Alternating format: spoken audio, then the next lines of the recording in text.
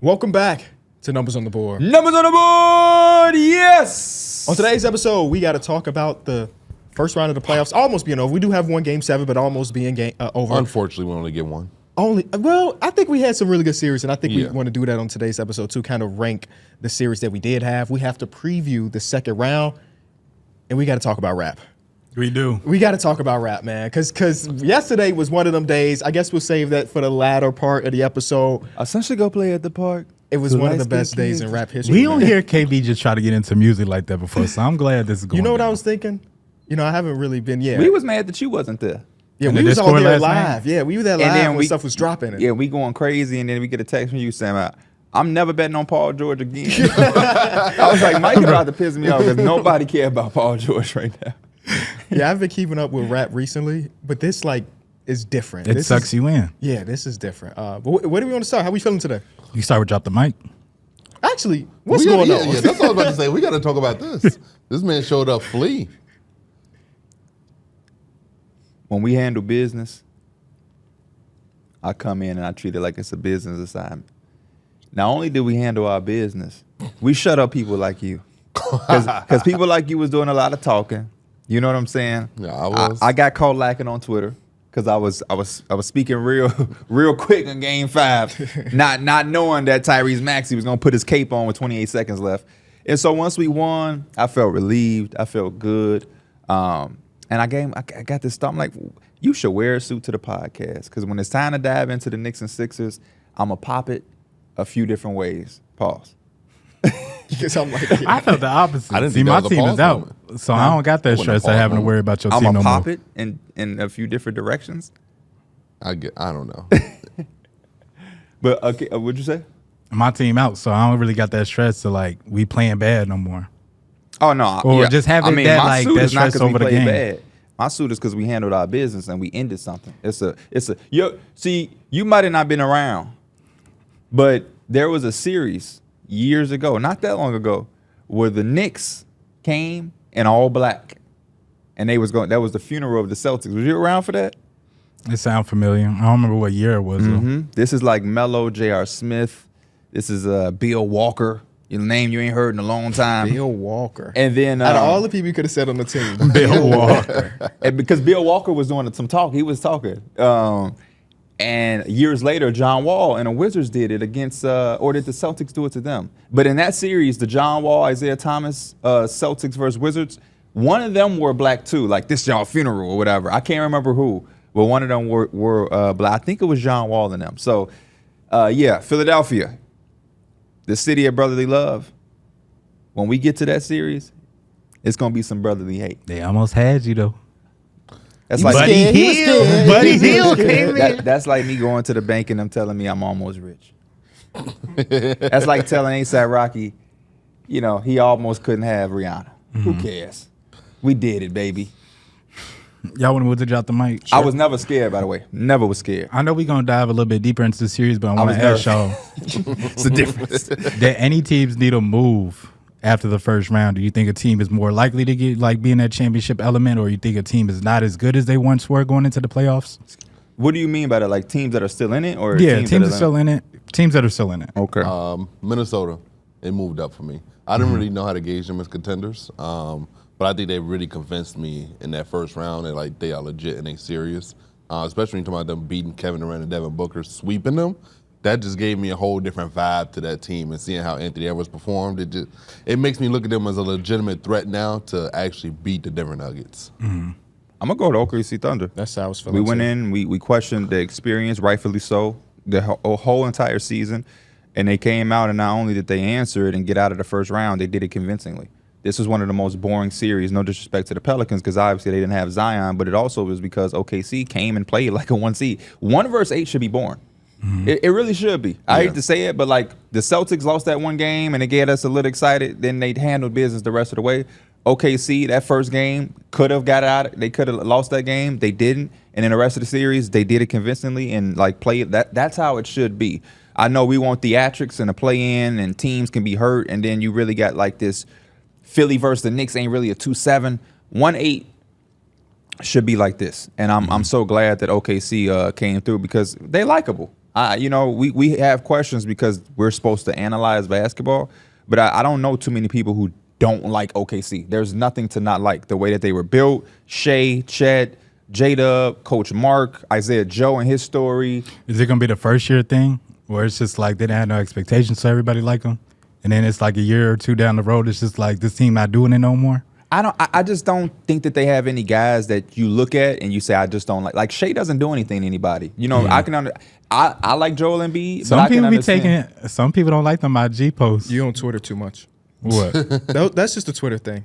Successful NBA player, good at what he does. There's going to be some portion of NBA Twitter that just despise his guts because he gets to the free throw line. It's just I don't pay attention. And I just I don't like that narrative of like him getting to the free throw line as being something that you can like knock him for. You got to get the easy ones. You don't average 30 by just getting straight buckets. There's not a single great NBA player that doesn't get to the free throw line At all. So yeah, I like Joel Embiid, right? But even with me liking him, I understand certain tones from certain people. I like LeBron. I love LeBron. I understand certain tones with certain things.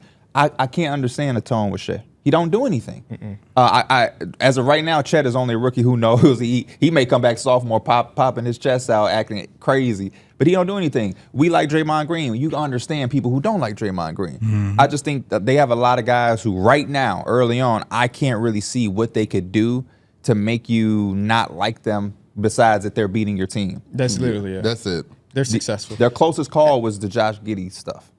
Every one of our favorite, not everyone, but majority of our favorite teams would love to switch places with OKC. For sure. So take For what sure. Matt Ishbia said You know what it reminds and put me of? what he said on it, though. Hey, Matt Ishbia, somebody need to call him out.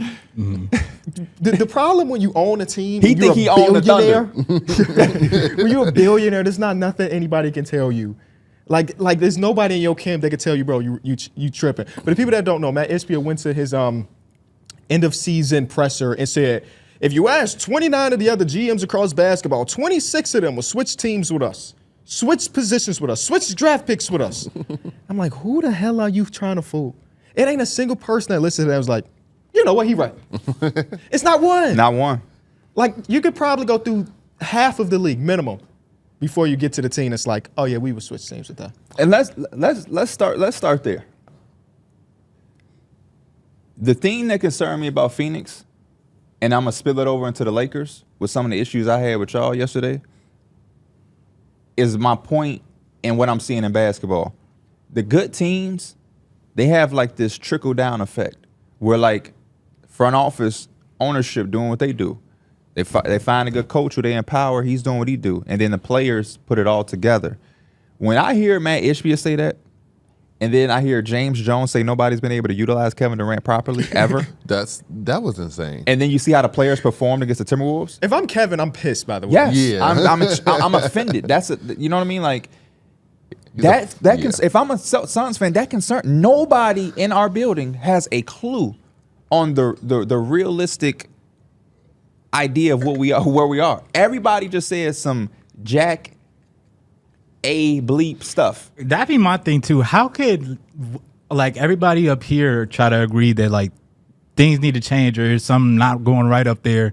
Everybody on Twitter, on social media could tell, but the front office just can't tell. I think front offices are kind of in a way in denial. Like they kind of just live in this fantasy world where they think everything they're doing is right, and it has to really like hit the fan for them to be like, oh shit. We gotta really fix this. Like it has to like really hit the fan for them to actually panic and actually try to do things. The reality is usually when Their job on the line. when your portion of your team doesn't compete to the level, you're probably out the door. So if you're James Jones, who's been in control for 5-ish years at this point, you're like, they basically built two teams that they thought can be contenders. You had the one that actually went to the finals, and in this version, both of them ended up failing. I think that the previous one had a higher ceiling because they were all very young, but they saw the writing on the wall. Chris Paul going to be 75 years old or whatever. But like, what else could he really do? But they had so much talent though that they get. Mikal, Cam Johnson, those dudes they're cool. They were great parts to have around Devin Booker. Like they were supposed to be pieces of the future. Then you trade those away for KD. Obviously you do that, but then now that hurts your depth a lot. And I can't look at the Kevin Durant trade and be like, that's the one. No, I'm not saying that is My the thing one. is the- I think the Bradley it's trade. Bradley It's the Beal. Beal trade for no, me. that's what I was about to say. It ended up going to I the ain't trying to say Bradley that by the Beal way. trade. What did He said it's the Beal trade for me. Oh my gosh. I ain't trying to say it like They that. made two big trades that you gave away a lot of valuable assets. Mm-hmm. The thing that went wrong with them and how I get to the Lakers is I felt like the Suns were doing what I was just saying, where they brought in James Jones. He then went to hire Monty Williams. You started to see a foundation and a culture and some shift. They went 8-0 in the bubble, still wasn't able to make it, but they went 8-0. That was a big thing. They came back the very next season, and they started to put everything together, eventually go to the finals and whatnot. And somewhere along the lines, everything started to crumble, where they didn't hit the expectation the following year or so. Was it the following 2 years, or did Monty Williams get fired 1 year after the finals run? I can double check it, but I feel like he had a year after the finals. Whenever it was, it felt like his firing was premature. And I know a lot of people had a lot of things to say, because when you're not winning basketball, there's a lot of fingers to be pointed. And a lot of times people love to automatically go to the coach. But there's also a lot of instances where I think coaches got a little bit more leeway, and we saw teams benefit from it, like the Milwaukee Bucks.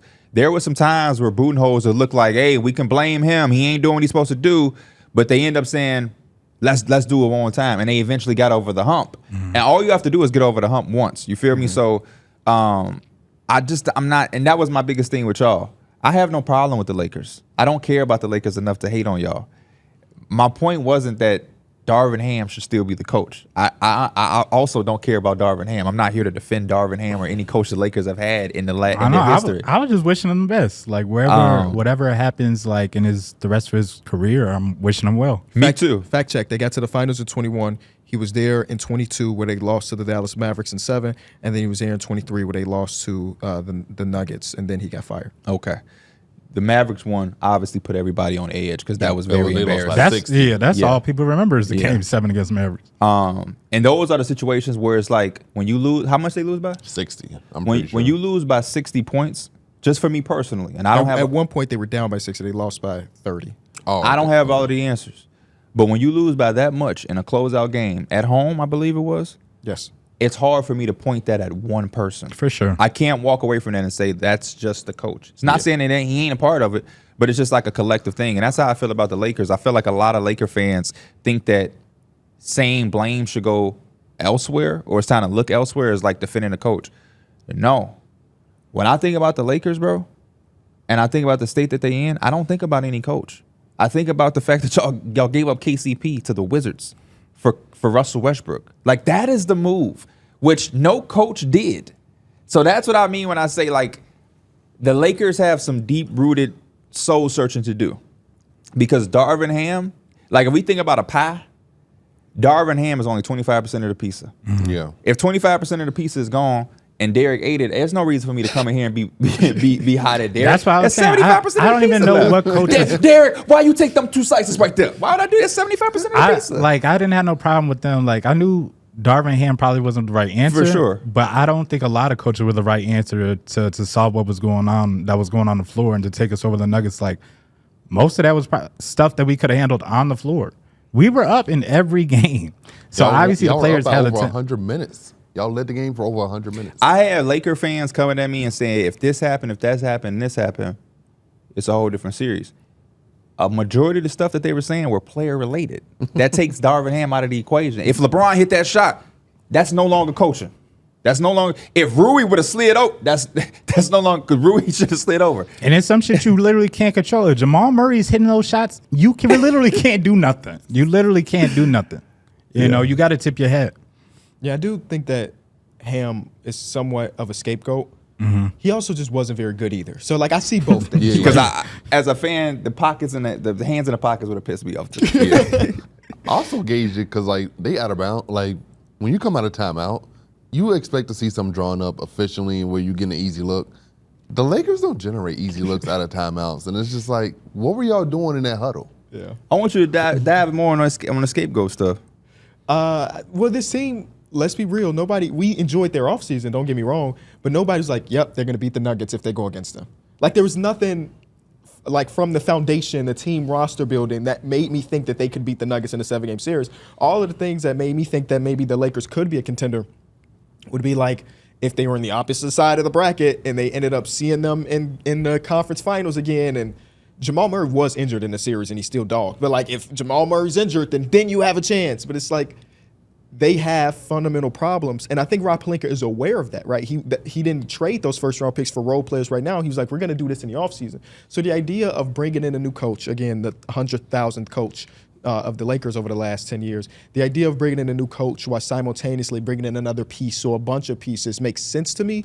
Also, I think that what we see in basketball all the time is that once a coach has lost the locker room, there's nothing that can be done. Mm-hmm. Like Frank Vogel's probably going to get fired in the next couple of days because they wanted to laugh when he raised his voice. And I think that Darvin Ham might have lost the locker room when Anthony Davis goes to the podium after game number 3 and he say something about I forget what his exact words, but he talked about Darvin Ham.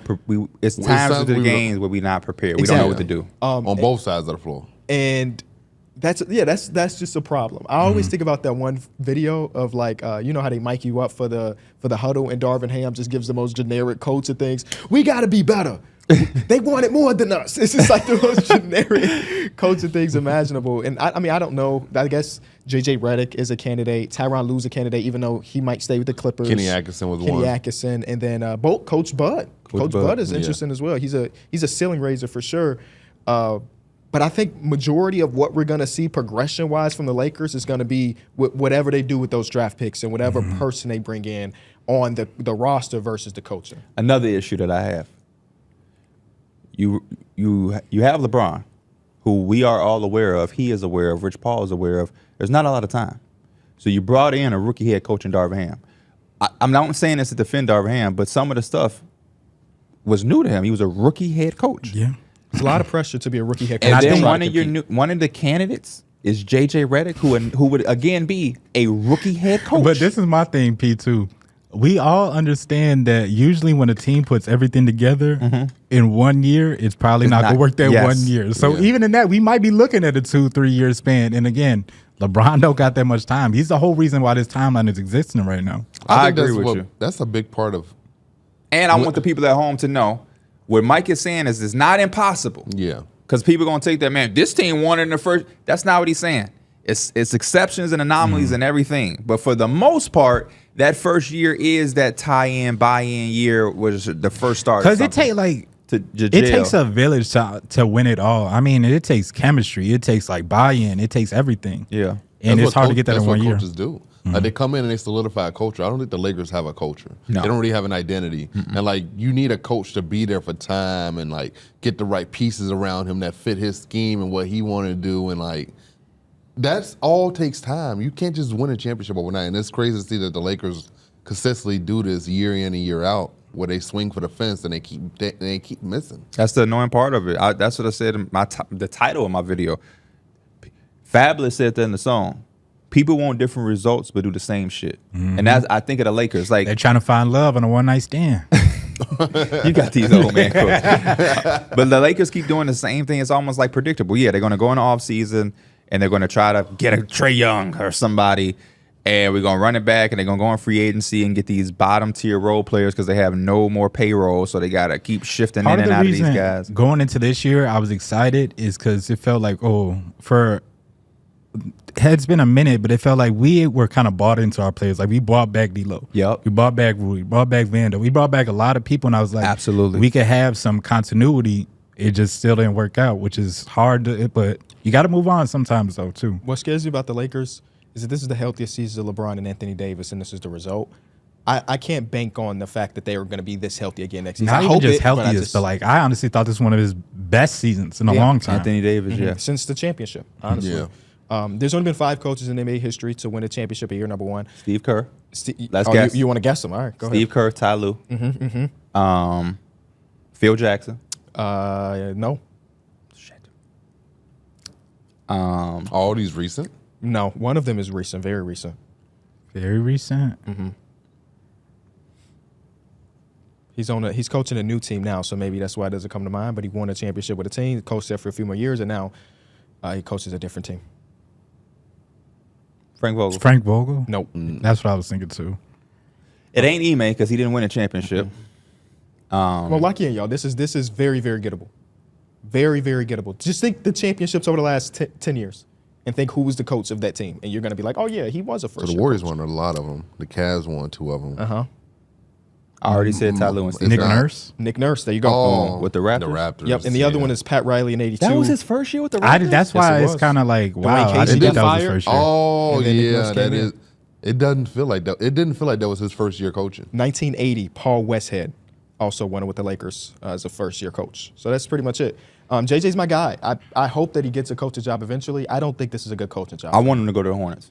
I Go also to the don't think place. that's a good coaching job. Go for to you, the place. JJ. But at least that one has like, if they're god awful, they're not going to look at him. Yeah. That I'm glad you keep saying that, because to me that's the era that we're getting into with these championship teams. Is like I was saying, it's just like a trickle down effect where you have like the Nuggets. You have Tim Connolly. They got Michael Malone. They empowered Michael Malone when they had shortcomings. They didn't run from Michael Malone. They was patient with it, and he's been there long enough to have his voice be empowered and have a foundation and a culture built. It's the same thing with the Miami Heat doing. Yeah, they don't always have great seasons, but they don't run from their coach. They don't look to run, like they don't look to point no finger and blame him. And you got to let somebody cook. Yeah. And I want JJ Redick or any of these new coaches for the first time to go somewhere where somebody's going to let them cook, understand what we are. And it's a little different because the Lakers are just on a different scale. Yeah. So, You remember when Jason Kidd first got to the Bucks? Was that when they were saying that like it was a little bit hard for him too, because he was still coaching some of the people he was just playing against? that was the Nets. That was with the Nets. That kind of reminded me of what could Because he happen with literally the went JJ. from the end of the bench to the head. Yeah, that was the If Nets. JJ gets the job, it's gonna feel like a LeBron JJ, player coach. yeah. Yeah. I mean, they're drawing up plays in their podcast together. It's a terrible idea. I don't It's a love it. I do it's a not terrible love it. idea. Will they It's a still do the Steve- podcast? It's a Steve Nash going to Probably Brooklyn. not, which is another reason why I don't want him there. Steve Nash going to Brooklyn all over again. Yeah. Anthony Davis and LeBron are coaches too. Why won't LeBron solidify his legacy? This is like Stephen A. Smith first take stuff. Solidify his legacy by being the first player coach in the last 45 years. Talk to me. No. I think LeBron being a player coach is a terrible idea. Yeah. Because, and listen, I love Bron. I really, really, really do. I love him so much that I keep it real. Do you think he just draw plays for his favorite people the whole time? Bron has some antics and some stuff that I just couldn't see him being in that chair. His response to things is just like, I watched this little montage thing of like LeBron giving up on his teammates or something. Oh yeah, I watched that too. Was it most of that in the bubble? Or was it the year after the championship? After the Okay. championship. 'Cause I was about to say, damn, he was doing all of this, and then they won the Larry O'Brien The like 2 Suns, days later. the Sun series. He was just Oh, like yeah. giving up on y'all. Yeah. Y'all was getting y'all ass ran. THT took that shot. And bro to get back on defense with like 2 possessions, bro. It was was one somebody- play he didn't get back, and he was still mad. Like Yes. it was like, Brian, that was a 5-on-4, Brian. You didn't get back. How you mad that your Yeah, it takes a village, man. It Brian, you takes a didn't get village. back. Oh. He still do that to this day. To this day. All right, that's The a lot. worst one though. The play is done. There's nothing they can do about it. It is what it is. You're going into overtime. Ty Lue walked back. LeBron said, "We had a timeout." He said, "Yeah." LeBron said, when J.R. Smith called or didn't call the timeout or whatever J.R. Smith did, LeBron fell, put the towel in his head like, I know. It looked like his world ended. I know J.R. already felt bad. Yeah. When Bron did that, he was gonna probably pack his bags that night. He already knew. That was He the called only chance his had. aides and his girl like, yeah, we need to go crib shopping. Put the house up for sale. Let's get to some of these series that officially wrapped up. Let's start off with the Knicks versus 76ers. Close it out in game number 6. Very exciting. With a series. Josh Hart game-winning shot. The Knicks are moving on to the next round. We're going to talk predictions of them versus Pacers in a little bit. But how do we feel about the series overall? What would we grade it, and what's next for the Philadelphia 76ers? Those are all the things. This was a grinded out series. This was grinded out. A muck it up series. And I was talking to P, and this was like, to me, offensive rebounds was the story of this series. It's been the story of our season, brother. Josh Hart and like Hartenstein, you can't OG. keep those guys. OG too, you cannot keep those guys off the board. And I felt like that honestly gave them the extra possessions, especially down the stretch. The OG dunk came off offensive rebound. Like a lot of threes came off offensive rebounds, and you really just can't give that up, when you're trying to pull out games. Yeah, a lot of times we're going against a team that has like an MVP caliber player like a Joel Embiid. You have to outwork them Because obviously he has the more skill. He's the better player. So the only thing you could really do is bring the energy and outwork them. Energy is contagious. And you saw with the New York Knicks, they all play with like this energy and this grit that they was diving on loose for loose balls, getting offensive rebounds in the passing lanes. Josh Hart energy was contagious throughout the whole team. He's hitting threes. He's not a dude that hit this many threes all year. So like you could definitely see that there was a trickle effect of playing with all that energy. And then Jalen Brunson got it going in Game 3, and then it was GG's at that point. Philadelphia, I got a love-hate relationship with them because it's like I look at this team, and I think this team can win a championship soon. The fact that they're going into the offseason with $60 million, the fact that I was really, really trying to keep it PG, ain't do nothing last night against the Mavericks. He'll be a free agent. Y'all throw some money at him, pry him away from the Clippers. Y'all should be in a good situation. Tobias Harris, come on now. I mean, the last game, do I need to talk about it? We should, though. When you don't take I was just smiling. My face Are you just went done so straight expecting when he anything? said Tobias Harris. Are you done expecting anything from I him? expect nothing. Okay. No, I do. I don't give a fuck. Talk about Zero it. points. Yeah. I expect more than that. I don't care. I mean, I don't yeah, care yeah. if he was making a minimum. I expect more than that too. But This shows us that the Yeah. next series he's in, if he's on a playoff Hey, team. if it's the Pistons, he's okay. Okay. You don't have to worry about that pressure. But I'm just saying, if for whatever reason he don't go to the Pistons, he goes somewhere else, because the Pistons should not be looking at him like, well, let's give him some money. I'm just being honest, and I want you to get paid, Tobias. And so like, this is hard when I'm saying, because I want people to get paid, but Pistons be smart with your money. But if he's back on a contending team. Because I think he may need to go with y'all for the low and bet on himself to the low. I know somebody else going to the Lakers to bet on themselves. that's what Buddy Hield gonna to be doing, don't reboot. worry.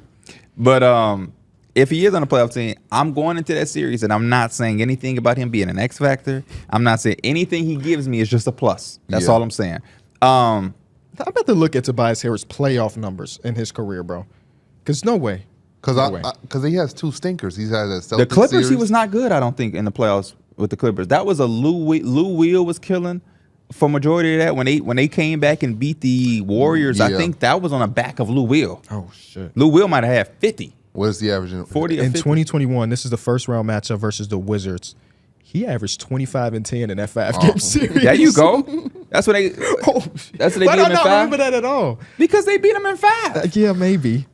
But I feel like I remember him averaging 25 points. And they lost throughout his career, his playoff numbers are good. This is the only series, and his last series, which is last year versus Boston, those are the two series that suck. But like he has a 20-point series here, 17, 18, 25, 19. So he's been a consistent playoff player. 76ers fans say they don't care about that. Yeah, no, they shouldn't, honestly.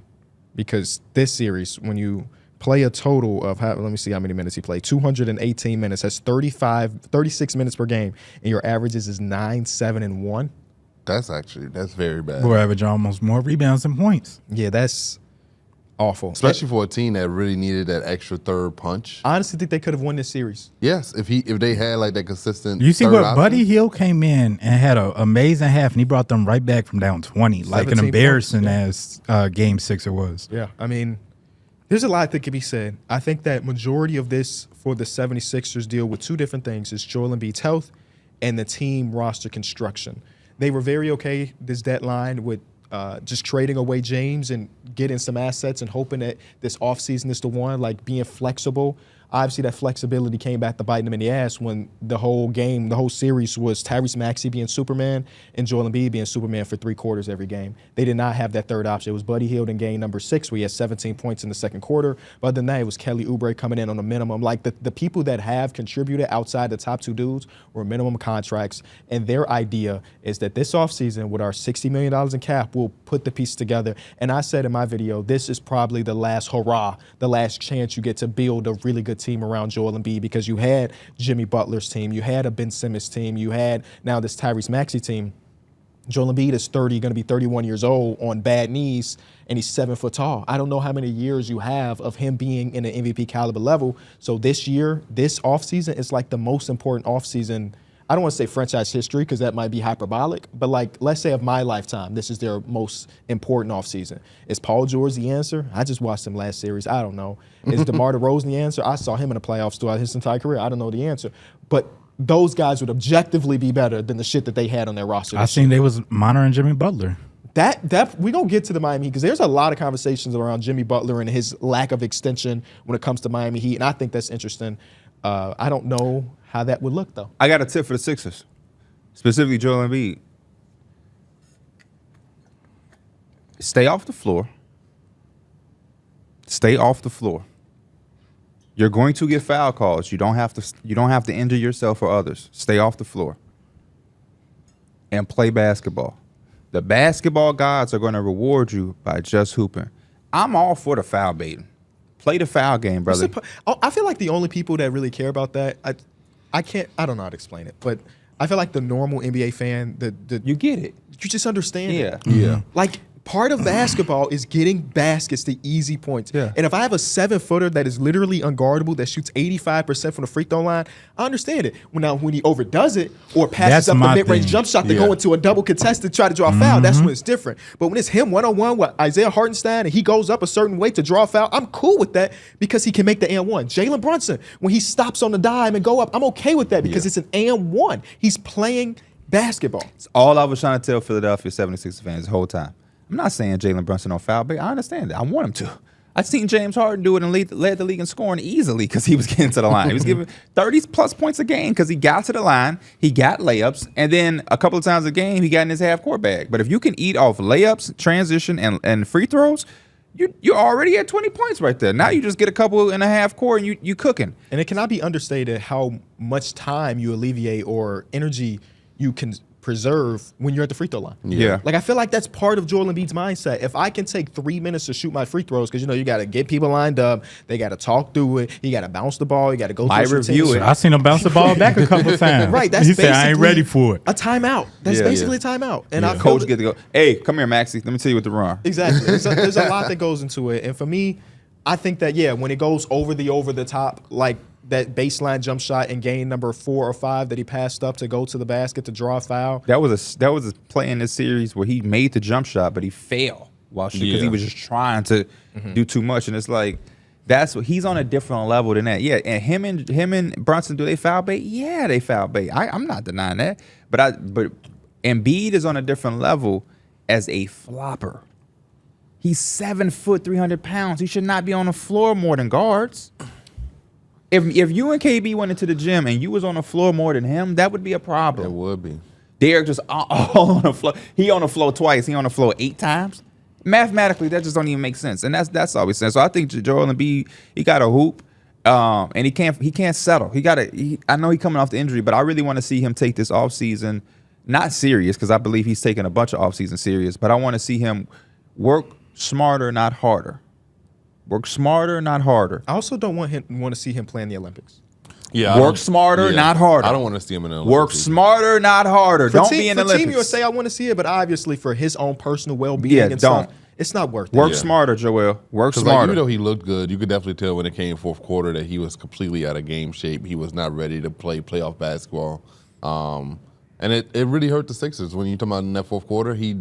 What did you said he shot 16% in the fourth quarter? After game 6, it was 23% in the fourth quarter. Yeah, see that just shows you the fatigue really kicked his ass in that fourth quarter. And what the fatigue also does is it makes him, which he already does, which I can't be mad at because he can make the shot. He settles a lot. Oh, yeah. And there were certain times he was taking these mid-range jumpers over Mitchell Robinson, and he was missing. And it was like, okay, cool, we'll live with that. And then there were certain times during the end where it kind of got real close. He just dump Isaiah Hartenstein and threw that in. The little left hook. And I'm like, oh man, take the mid-range. That was like one of the only Yeah. times where they left him a single coverage, and he took advantage of it. The other times they were double it down and everything.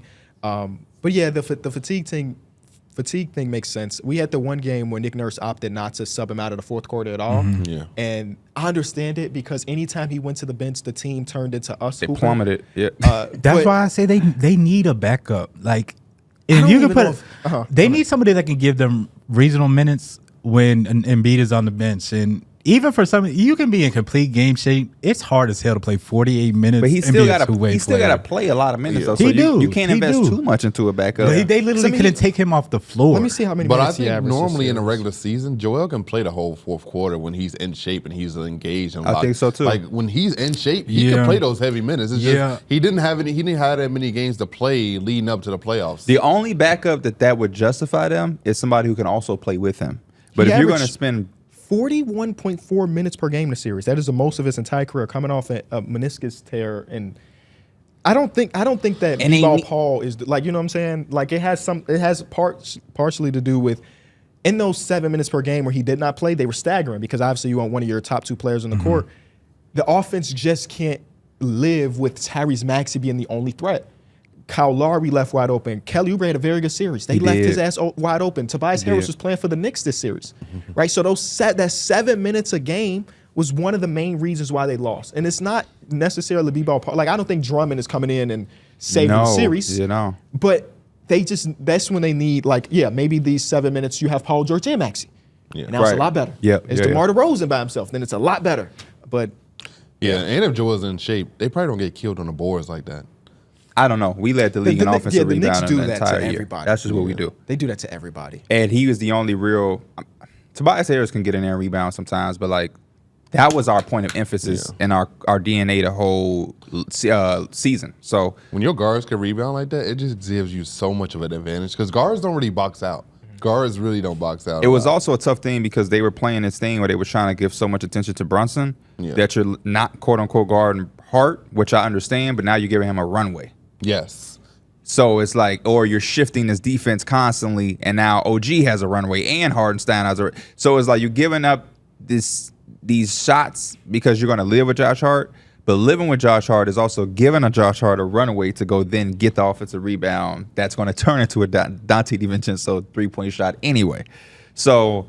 You give up something. I just think they have a really bright future. I think Nick Nurse coached his butt off to have Joel Embiid with all of the stuff he was going through. I think Tyrese Maxey has gone up into another level in this series. I just think that we were a much better team, and this offseason is going to be one where they can turn things around. But I do think it starts with Joel Embiid, and I do think basketball gods are real, man. They don't reward that flopping when you 7. Well, how tall is he? 7'2"? 7'1". 7'1". You know, there's another 280. I want to talk about. The basketball gods are real. They are. It has, and we're gonna talk about it after our break. But it has to do with us predicting Minnesota versus Denver because the basketball gods did their thing. Let's hear a word from our sponsor first, though. Why should you bet with Caesars Sportsbook? 2 words, Caesars Rewards. Every bet brings you closer to the type of benefits only Caesars can offer. Hotel stays, VIP experiences, sports and concert tickets, and more. It's not just an app, it's an empire.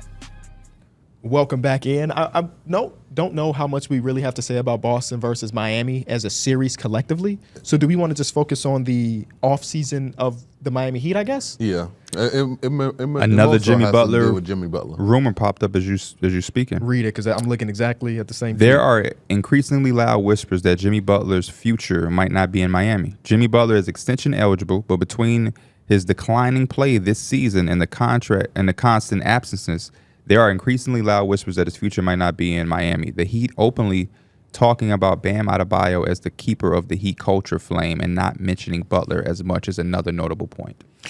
This is John Hollinger. David Aldrich also had something about it. Zach Lowe and company said something about it. I feel like, so there's a couple different ways this can happen. It could be one person saying something and then other people hearing that one person says something and then attaching up.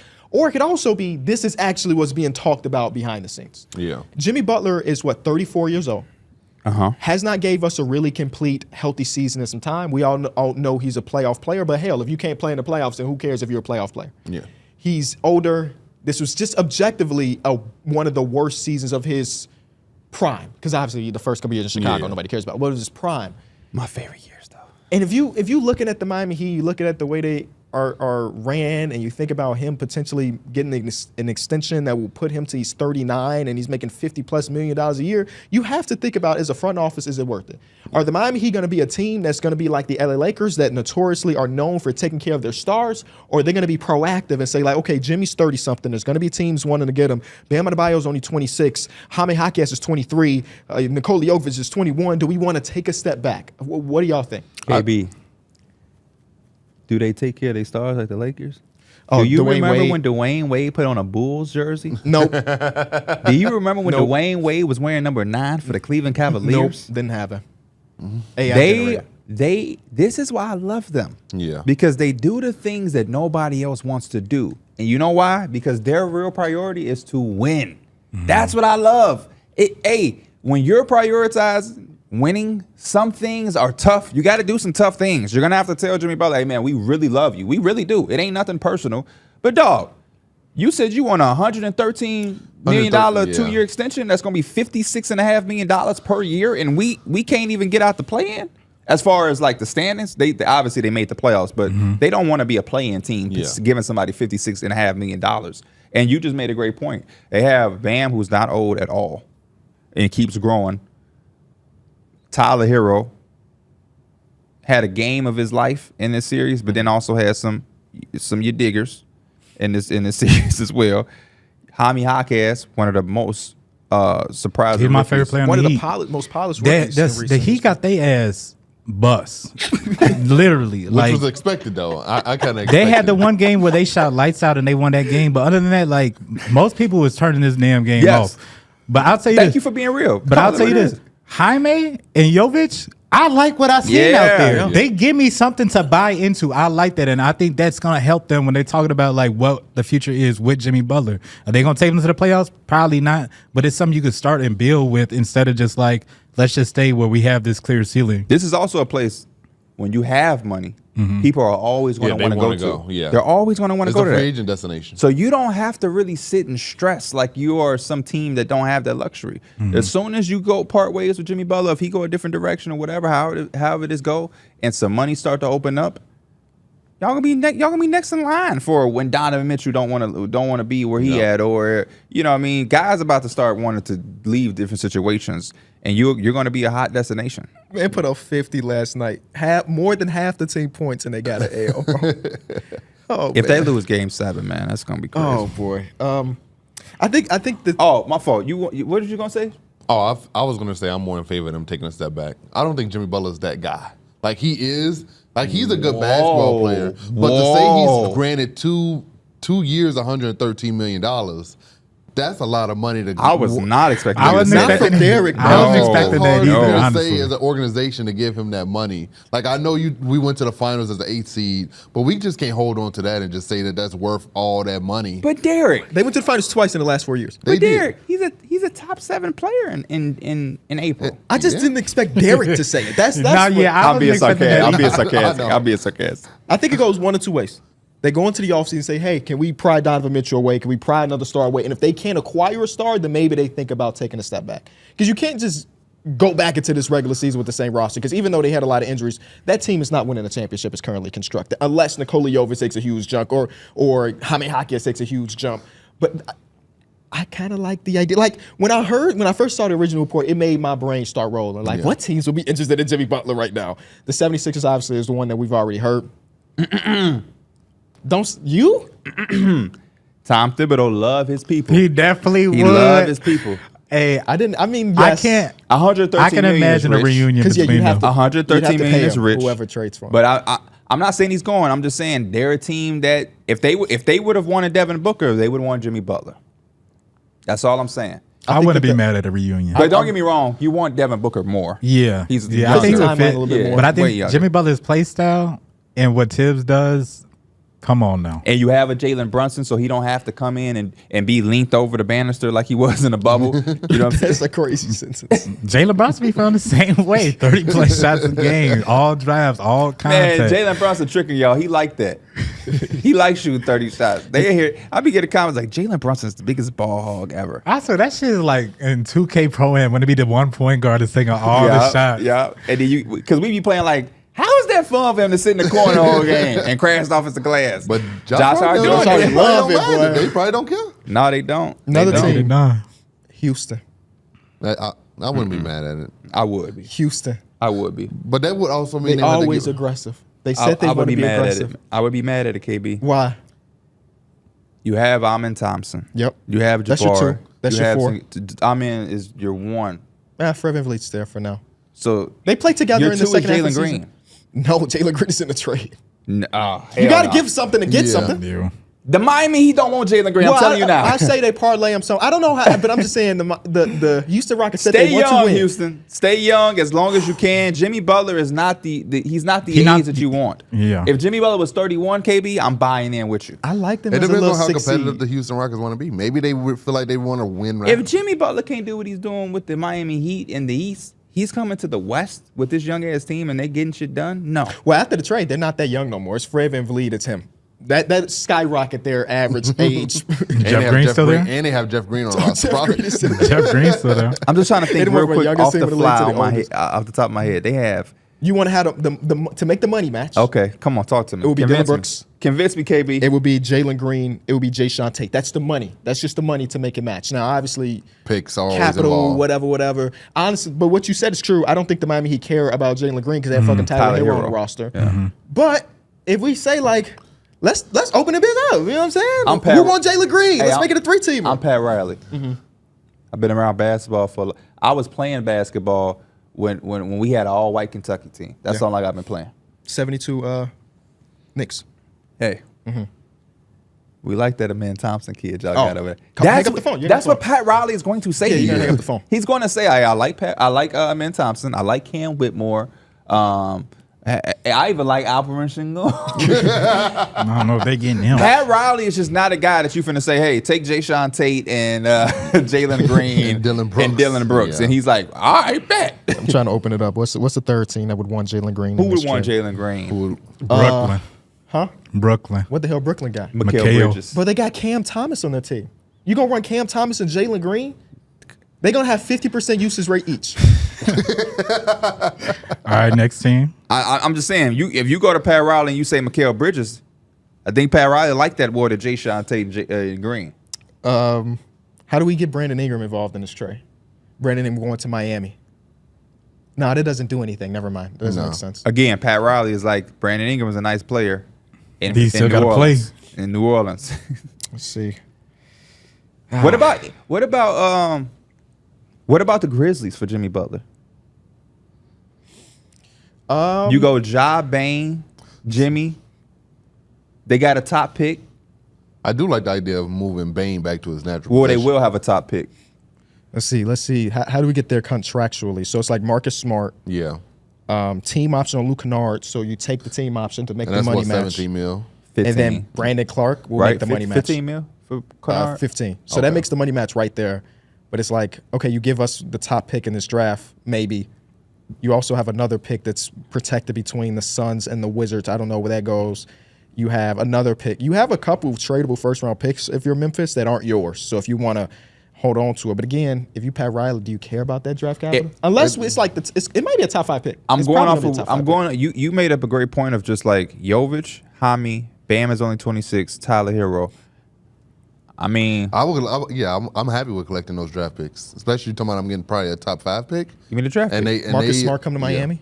And they literally do nothing but develop talent very well. How in long? Miami. How much you got on that deal? 2 years after this? I don't know. He wasn't very good this year, so maybe that's the reason Well, he not was to also trade for him. hurt all year. He has. I disregard a lot of stuff that happened One with more year after Memphis this. after the autumn He got injuries. one more year after this. I'm not really mad at It's that. like it's damn near an expiring $18 contract. million, 20. 20. I'll eat it up, Paul. Do you think Jimmy Butler's gonna be okay with what's going on in Memphis with the gritty and the stuff like that? Is Jimmy Yeah. Butler down with the gritty? Yeah. Are they Can gonna he talk? hit it at It's the not age of his- 35? They gonna Yeah, hell they gonna yeah. talk. He Yeah, said, bro. hell yeah, he could dance. Every gonna time talk- I be on 2K, I got to see No, Jimmy I'm just Butler with saying, them hell yeah, long he gonna ass have to dreads. buy- He want to troll too. He gonna have to buy in. He gonna This is troll his team. too. This is Ja team. He gonna talk so much shit with them. He gonna be hyping them up. Yeah, tell Brian he old, Ja. He gonna be calling Ja T. Demetrius. Yeah, T. But what is he No, gonna do in that 12. locker room? No, How'd you say? 12. What are you gonna do in that locker room? You know, John Morant's heavy rap and Jimmy Butler only do country. He gonna have to buy in. That might be a Somebody reason gotta I think- have. Hey, somebody has to sacrifice. Okay. And is it Jimmy sacrificing or is it Ja? Well, I'm pretty sure they Jimmy. would probably go with Ja because that's their guy. So it's probably gonna have to When be you come in Jimmy. a Ja team, you automatically have to That is the sacrifice thing. some That is the thing that people got to think about with Jimmy Butler, man. We ain't had to talk about it in a long time because he was good with the Heat. But yeah, wherever he goes is an important thing you have to think about. Not saying he's some locker room cancer, but he don't mesh with everybody. He don't mesh Very with tough everybody. He's love guy. definitely a hard head type of guy. Is there any way your Lakers can hop into this? They're going to try to find a way, probably. I'm sure they would try. If he's on the trade do market, not want to and get Jimmy Butler. If Pat he Riley's demands not a making a trade trade, with the them. Lakers will call. Pat Riley's not giving him nothing. You really don't got much to give either. No, That is all. You got y'all 3 have first-round picks? Yeah. But they have no like concrete valuable assets either. I would rather talk to a team that has at least one valuable asset. They don't have anything. What if the Hawks got involved? I was just looking at the Hawks. It's like they give Murray. one of the point guards and then DeJounte. DeAndre Hunter and I think the Heat would bite at DeJounte. I think They would too. I remember he was about to get traded there. He put Yeah. the Instagram picture of Oh, him Yes, he did. Yes. Yeah. at the banners I and think stuff. he wanted to be a Heat. Yeah. I don't blame him. Could the Warriors get involved? Yes, Would they could. Yeah. They Could that definitely be the- could. Would They're y'all like a trade- swing team this offseason. Would y'all trade Kuminga for Jimmy Butler? Just to buy in on a Steph Curry timeline? Right, there's one timeline. Oh man. Yeah, I would. I've held my chips too. I've held my chips too long. Yeah. I've held my chips too long. I can't keep doing this Future and Steph Curry. I have to pick one, and whichever side I'm picking, I have to just go all in. You either want to honor Steph Curry or you don't. And if you're choosing to, then you have to go all in. They've made so many mistakes by trying to do both. Yeah. They had a top pick on a guy that. I just can't see them moving on or like saying like we're not going to try to honor Steph and get I him can't this. see it either. It's just because like there's no way I don't see Steph as a lifetime warrior or just like any type of thing they're gonna do him wrong. You know? Did Jimmy make Team USA? Is he playing Team USA? I don't think remember so. him being on the roster. Okay. I was about to say, we'll He could we'll go know. over there, Yeah, they're going to chat. talk it out, and we'll find this next team, if that's a possibility. All right, let's go to Pacers versus Bucks. The Bucks season is over. The Pacers end up I need going more to that rumors. game. That was fun. I'm that thirsty was now. very fun. Off-season's crazy. Pacers second round series for the first time in like a decade plus, Since the Paul George era, right? which is pretty dope. Yeah. Pretty dope that they end up doing it. The series itself, if I'm grading the series, it's like a C- series. It had the one I legendary was going to game. say it was such a floating sea because Yeah. it was going up and down. It's just you never got to see the Bucks at full strength, so therefore. But the Pacers losing to the Bucks not at full strength was crazy to me. It was crazy. It was crazy to me. Was that game one? Or No, game that two? was like That was like last game one. Yeah, that was five. game Before the five. Game closeout five? game. Oh yes, Yeah. yes, you're absolutely right. You're Yeah, absolutely they right. lost in Milwaukee. Yeah, yes. That was the Pat Bev game. I think he said if you give guess what? anybody the ball for 41 minutes, they're gonna get 10 assists. Pat Bev might have had his last one. I came in with smoke, but then I seen what Nick Wright did. So I Yeah, don't Nick, need hey, the it's smoke. not much we can add. To Hey, that. with all the diss tracks going out right now, Nick Wright might have had the best one. Yeah, it's No, ar- but the it's whole arguable. the whole "Are you subscribed to my podcast?" thing That was is wild. so fucking wild. It's so sad. I don't even know what was mentally going through his They head. said since he got traded to Milwaukee, he has treated everybody in the media with that same question. Oh, Everybody in Milwaukee media, if they wanted to talk to Patrick Beverley, they had to be subscribed to his podcast. I would have told this silly ass He doesn't know how YouTube works. Who give a fuck if you got a subscriber if they're not clicking on the episodes? yeah. That don't mean nothing. He won his plaque. Speaking of that, subscribe to the channel. But that is, And it's ridiculous. just so disrespectful. and he's been banned from a lot of ESPN stuff Yes. because of it, which is warranted. And shout out to the journalist for being very professional in that moment, because she better than I am. Yeah, Nick Wright he's a sore loser. Like, And the rest of the people that was around Patrick Beverley and let that shit happen with their microphones, y'all are crazy. yeah. He said, "You listen." Yeah, he said, "All right, come on." What's your question? Like But bro, no, his he was Patrick doing Beverley extra. opinion is not that important. That's He why, was they need doing more, extra. that's why they need more of us. Because I ain't going to lie. Any player talk to me like that, I'm treating their ass. I'm not lying. Am I subscribed to your thing? And then I say no and you telling me to move? I don't got to Yeah, move. move your microphone. You don't Yeah, own- that's what you kind don't of own the irritated me Bucks. too. And let's got- not forget that 10 minutes before this, he threw the ball at the fan. Yeah. Yeah. So like this was just an all-time I worst ain't day. got to move shit. You move, motherfucker. And the fan didn't throw the ball at him disrespectfully either. He just just said, he just "Can't threw throw." it. He just threw it. And then Pat Bev just threw it can't- hard as hell. What made it worse is Jay Crowder. Did y'all see his reaction to No. this? Yeah, No. trying to calm him down. And what I tell y'all, the most annoying thing is when a teammate tries to calm another teammate down and he do it all. Man, get off me! Don't touch me. You want to fight your teammate for trying to tell you to relax before you get thrown out of the NBA? Because even Jay Crowder's like, what the fuck is bro on Yeah. right now? Even Draymond Green recently said he did the most forbidden thing that you could do in the NBA, close to like going in the stands. Like going in the stands is like the number one thing and like getting into it, fan.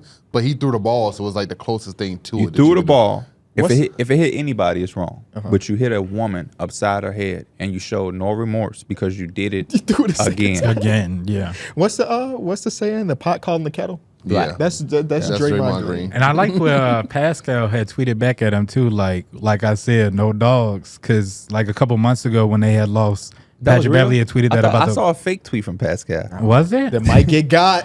I saw like Did you a, get got It don't happen a lot on this show. I'm underneath- check it. I was checking the comments and they was like, "This is why we love you, Spicy."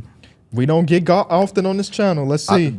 Does Pascal Pascal has not tweeted since the end of April. Where it was just his It was birthday. it was a reply. It was a reply. It was a reply? No, you about to say? you got got. You got God. I did. It's all Oh right. man, it's like my golf coach sent me. Y'all saw that AI generated LeBron post game interview? Oh, yeah. When he was talking about Darvin Ham. Yeah, and My, D'Lo? my golf coach sent me that. Now I don't know the context, right? Yeah. I don't know if he just thought it was funny Okay, or okay. whatever. I But didn't see- Lord knows. I hope he ain't. He- Think I that's didn't see it, but any of the AI interview stuff like that, you know it's fake. Yeah. The one with D'Lo I seen, you could tell that shit was immediate. It was LeBron talking about D'Lo. He's like, man, anytime we play the Nuggets, D'Lo just can't do nothing about the right. And it's like it's not even matching his words. I cannot believe how crazy AI is. That even this rap beef stuff, like, if it hadn't come from the official Kendrick Lamar You wouldn't / know. Drake Yeah. Twitter accounts, When Drake's one originally leaked, everybody was like, "Is this AI generated?" exactly, bro. That's how crazy. I'm scared of that shit. But yeah, the Bucks offseason. What do y'all think? Was it this season a failure? It wasn't. I mean, obviously, I think when you have Dame and Giannis, you want to look at it as a failure. But I think you only look at it as a failure if both of them are healthy and you lost to the Pacers. That's my way. They probably gonna look at this. They saw Chris Middleton start to get it together. Maybe he has a full off season with Dame. Giannis has a full off season with Dame. Dame even said in his press conference that he now has a full off season to do what he wants to do. He's excited about this Yeah, and like he gets to be with Giannis for a full off season. So maybe they need this time to like gel, get their chemistry. Dame gets to do what he wants to do with his body. Like he says, he didn't get to work out like he wanted to last off season because if he got hurt, he wouldn't have been able to get traded. So like that was also something that he had to deal with. So it's good Don't to mention see. that failure around Giannis. You know he gonna give you that spiel. He gonna choke your ass. That's was what he gonna was do. 9 years. What was it? What Jordan got six Jordan got 6 championships. championships with every other season of failure. Bro, he was so Which mad. I get the sentiment. I get it, but like You lost He all of just sounded so Yeah. hurt, bro. He sounded so hurt. I don't think there's I agree with what you're saying. If both these guys would have played and they lost, then yes. I think that if Giannis plays a series, they win. No, I'm not taking away from the Yeah. Pacers. You can only play the team that's in front of you. I feel like if one of them is there and they're fully healthy, they probably win. Oh, wow. I think if Giannis was there, they take that shit. Yeah, easy. the Dame solo performances wasn't convincing me of that. That was just one of them being there. But he had one like really, really good game. I know he Yeah. had some statistically good games, but Yeah, that first game was really good, but then the Achilles, I guess, started to really bother right. him. And then they also have a full offseason with Doc as their coach. It ain't bother him when he had 35. No, I'm just No, joking. that I'm was the just first joking. game. I'm just joking. The only I'm thing that just scares me about this team is that they are old as shit. Yeah, they are. And to see them get ran off the court by a young, fast team scares me a little bit. Again, Giannis is not there. Giannis covers up so much of that Yeah. stuff. But He with neutralizes all of that, in my opinion. 34-year-old no Dame, more. It ain't them offensive rebounds. We literally not having this conversation if Giannis is there. And I don't want to take nothing away yeah. from the Pacers, but Because the offense was bad. Like Giannis is obviously going to make that better, and it's just like part of your defense is getting those baskets and getting your team back so you get easier stops. Yeah. Now you So just I think rely on Giannis Chris does not- Middleton and yeah. Brook Lopez to try to carry you. It's just, That's a lot to ask Brook for. Lopez is 36 now, man. He still had a very good you have game. Bobby He still has Portis. a pretty good Yeah, game. Bobby Portis. Bobby Portis encourages you with that. And John Horst might be going to Detroit. That's the rumor. That the guy that's been building That's their team nice. might be going to Detroit. So That's nice. who knows what's So they're going to not going happen. to probably have a new GM. And Yep, I did send my application. And indeed, Yeah, but I'm trading Giannis to Chicago first move. And then quitting. I like that, a non-biased move. Yes, exactly, right? You're just doing what's right for the organization. I'm doing what's right for Giannis. Get him in the big market. just right down the street. I did that for the people on Twitter that swear that's all people on podcasts talk about with Giannis. Everybody want to see him get traded. Everybody want to see him go to New York, LA, and whatever. Shut up. Shut up. Yeah, I don't care where. Joel Embiid had trade rumors last year to going to New York. Shut up. You talking about Everybody Buck gets fans? traded. Yeah. My ears got clogged. And every NBA fan, every NBA star gets rumors about them potentially getting traded, unless you're Jokic, who won the championship last year. Hey, man. Even Luka Doncic, there's rumors about Hey, if man. they can't win this first round, this is the way it goes. Tell a Buck fan, exit left. Somebody feeling sorry for y'all ass. Y'all got no. Dame and Giannis. You got and Chris Middleton. a They'll be generational healthy player. next year. Shut up. Stop whining. Generational. You want some cheese with this wine? You know how happy I would be to have a Giannis on my team? Right. Everybody would. Like, come on, man. and his brother, so he real A comfortable. little less on that. But, No, he real. They said his brother played to the whistle to the end of the game. But when you that's when he gets in the game. when you had your brother next to you, you feel better. No, That's how I definitely feel when true. y'all there. Especially It if is. you look at that documentary Yes. they did. It is crazy that the Bucks lost to T.J. McConnell and Obi Toppin, though. They scored 40-plus points together, man. They They came in and averaged dogged 20 them. points per game together in the regular season. They put up 40 in that last game. I think it's more crazy that the Pacers lost to the Bucks with no Dame or Giannis. Yeah. that is- Personally, that like blew my mind. That was a game where I was like, "Oh, I can clean my office while You this is know, on in the background." before that game happened, I was, and this gonna sound like that LeBron shit, just like I knew it was gonna happen, but I was like, that's just the way basketball be working sometimes. Like the weird stuff No, just goes. seriously though, seriously. And it's just like, Especially when That you're was at a game home, to lose. You got the energy of your crowd. That it all works. I in was your doing favor. stuff around the house. I'm like, I ain't really got to be locked in. The They one gon- guy with the Bobby Portis jumpsuit on, you know who you are. Pacers gonna take care of business. I can clean up this little mess right here, sweep right here. Look back, 31-23 first quarter. Oh yeah, they doing what I thought they would do. Look back, hold up. What the hell? Look at that run. What? That Patrick Beverly run. Oh man, let me sit down. The last first round series. Pat we Bear talked talking about some. You saw the Photoshop where they No. put him doing this to a suitcase and he had a, Oh, yeah, a yeah, Hawaiian yeah, hat yeah. on. Talking about Cancun. Yeah. Crazy. The Mavericks advanced to the second round over the Clippers. I said on Twitter, if it wasn't for Drake or Kendrick, this would be the only thing we talk about. Because Yeah. they were getting their ass spanked, and Drake responded with Family Matters. And then Drake after was that, probably watching this game. He's like, this game ain't on shit. Let me Let's spice it up a let's little spice- bit. Let's add some, because he was probably waiting until after. I mean, at least if I'm an Nobody artist, give a damn about this game in the Yeah. grand scheme of things. but if I'm an artist, I'm not gonna drop a song during a primetime game unless I look at it and be like, oh, During this the game ain't Clippers on. game? If I'm Drake, I'm dropping whenever I want to. yeah, I was gonna say, I don't If think they I'm got no Kendrick factor Lamar, on I'm it. dropping literally any. Yeah. If I'm Kendrick, I would drop on the Super Bowl. Well, no, that's maybe the one sporting event that you can't drop. I think people will go listen to that Kendrick if it. I mean, theoretically, a normal song, no. But if we're people are stopping what they doing to listen to these disses. Well, that game was so bad that you could just stop what you were doing. If that Yeah, game what was do you think good- I did? Stop What- what we you were was- in Discord Yeah, together. we all- If this game was good, I would have stopped and did that though. The game would have kept going, and I would have listened to the song. I It's- can watch it's not on like, mute. I was about to say, yeah, it's Yeah, not I like can you have watch to on do mute. both. Yeah, You could walk and chew gum at the same time, D Mills. Can you? that's true. Yeah. Okay. Haven't seen it yet, so we'll have to put that to the test. I literally, one of my best friends, Ontario's sister went to prom yesterday.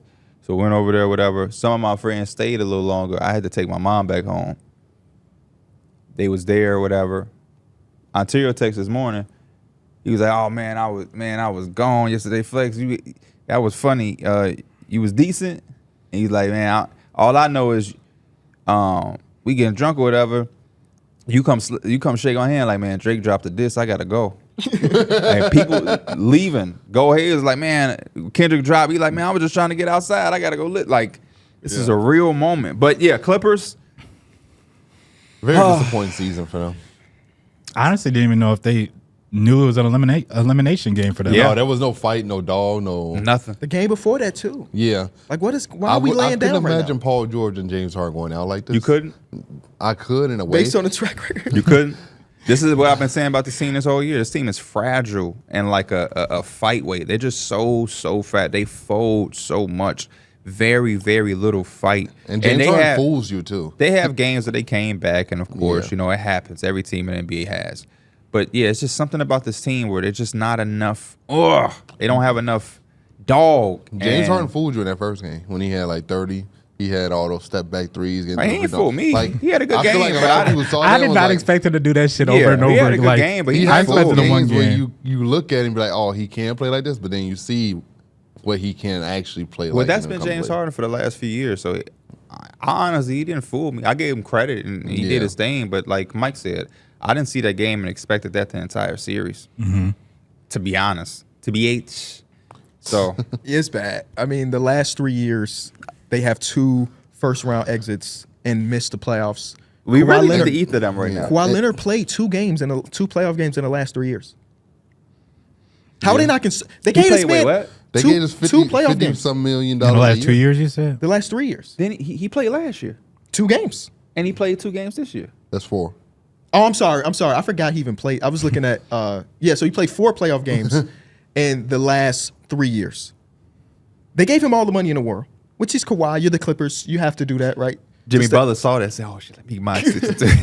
But like, how can they not be concerned? They're gonna bring back James. They're gonna bring back Paul. That's their plan. They're gonna bring back Tyronn Lue. Are we just gonna say every single season, well, if we get healthy?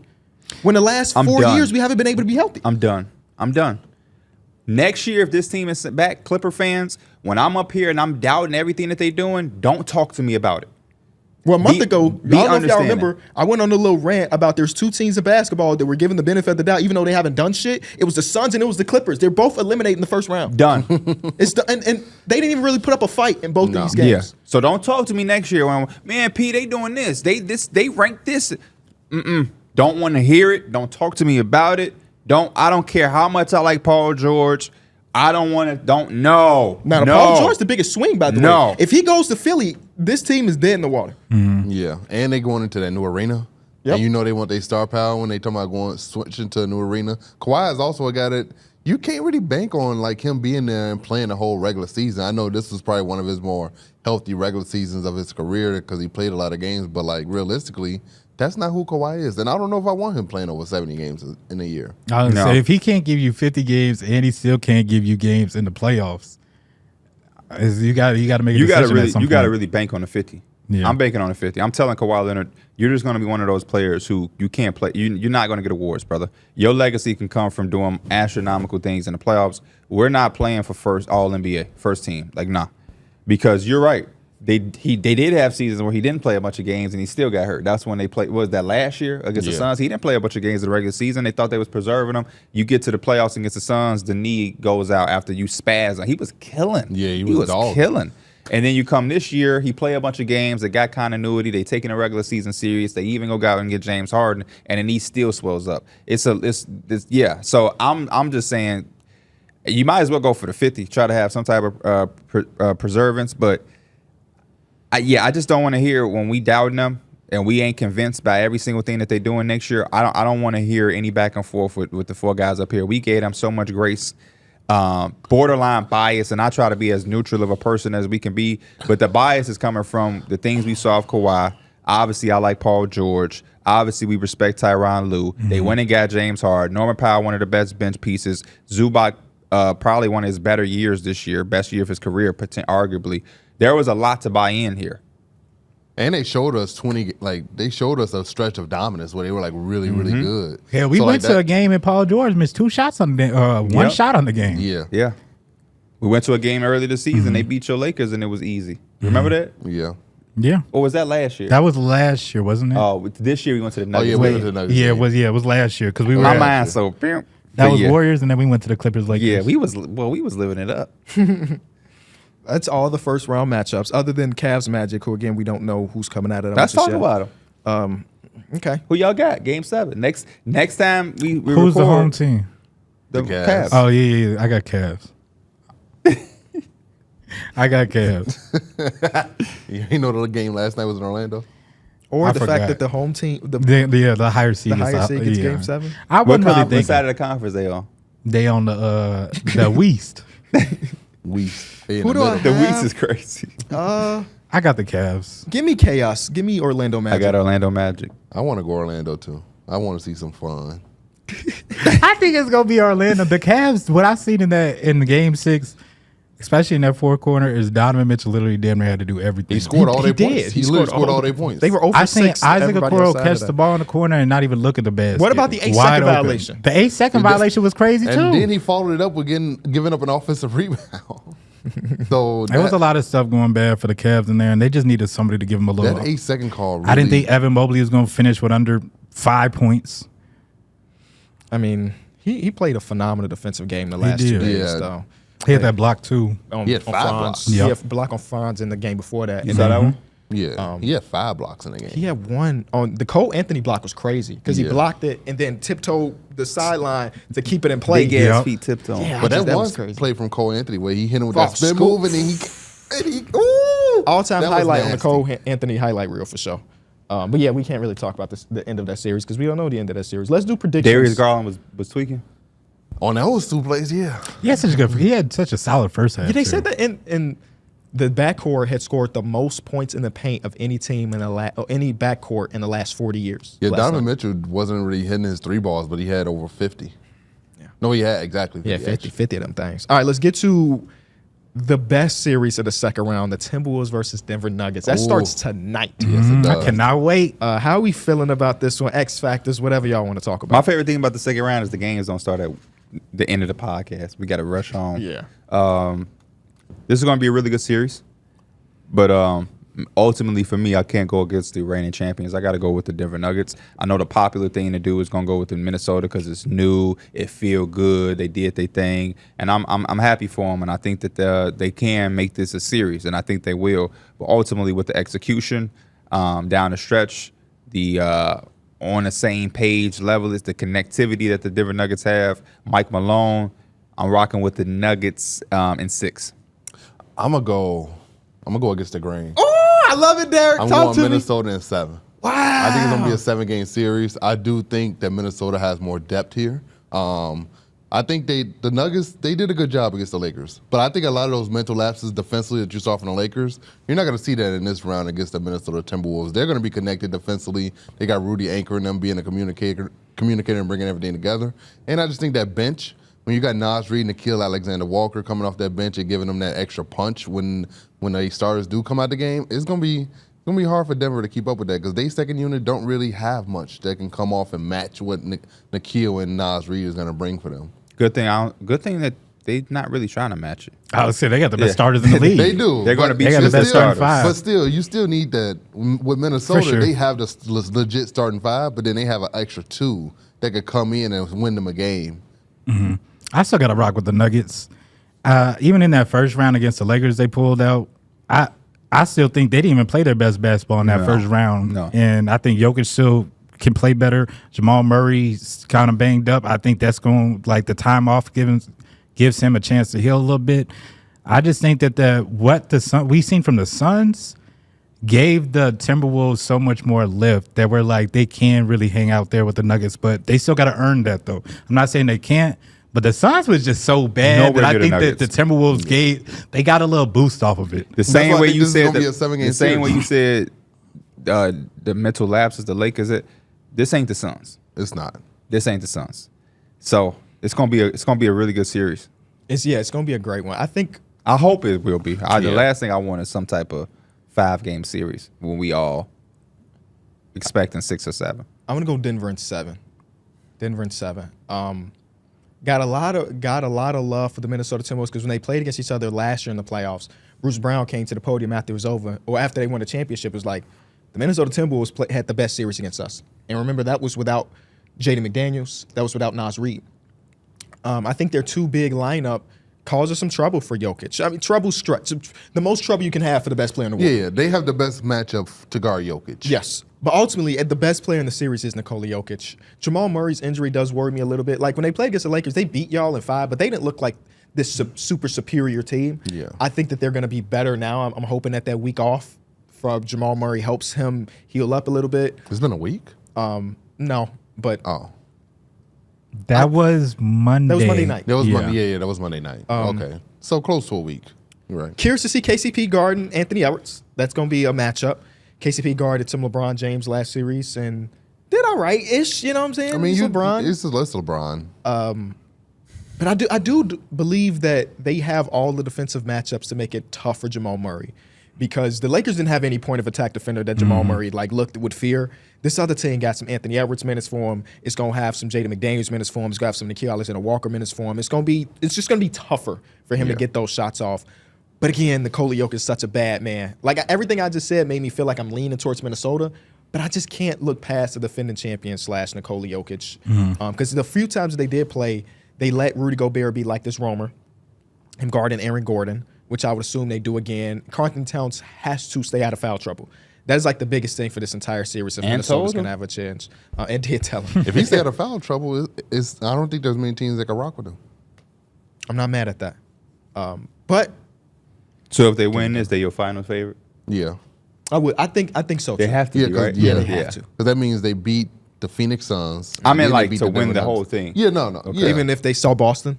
Yes. think defensively they really match up well with Boston, especially with the question mark on Porzingis. We didn't even talk about that. Porzingis potentially is going to miss the second round. I don't know if it'll matter too much. I don't think so either. No, I don't know. That might be a big one. For the Magic or the Cavs? I don't know. When you're missing your third best player, now you got to work a little extra harder. Okay. I mean, the net rating was better with him not playing this season. So when it's time to pick a series, or pick a winner for the Celtics, No, I think or the Celtics Magic will or win. Cavs, The Celtics are still going to That's win. all we said. Yeah. That's all we said. I'm just saying it's going to be. You got to work a little bit more. That's all. Oh yeah, I would hope so. That goes without being said. Yeah, I mean, even then, I'm hoping so, but we'll see. We'll just see. Neither of those two teams have been like super impressive.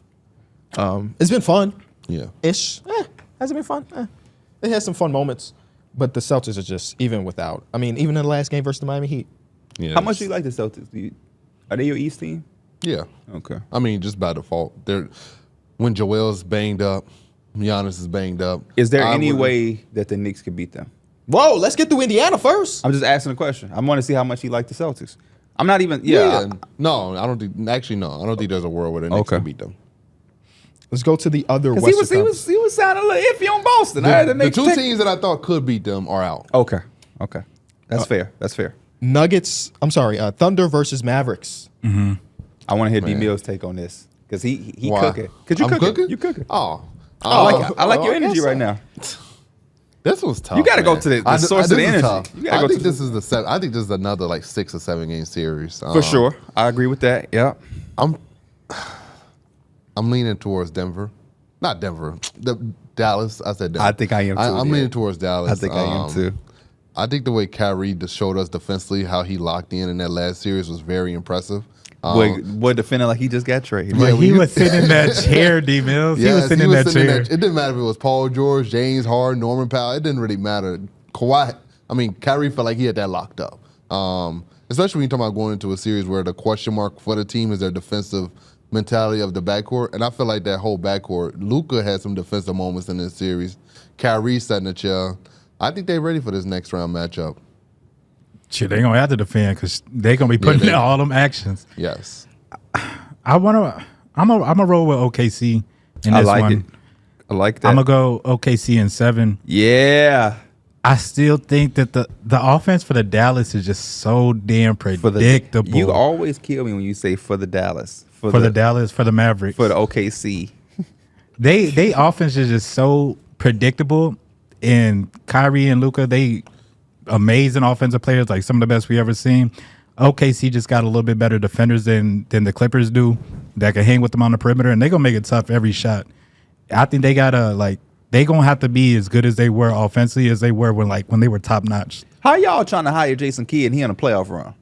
That didn't make sense. The Lakers think they If should. there's a name out there, the Lakers is gonna be attached to it. How is his name out there, though? Interview Billy Donovan, damn it. They hear his name, it's gonna be saying Is that this like it's the last attached year to Jason it. Kidd's contract? Is that why? I don't know. I have no idea. He's in the middle of a playoff run. Yeah. So I would think that.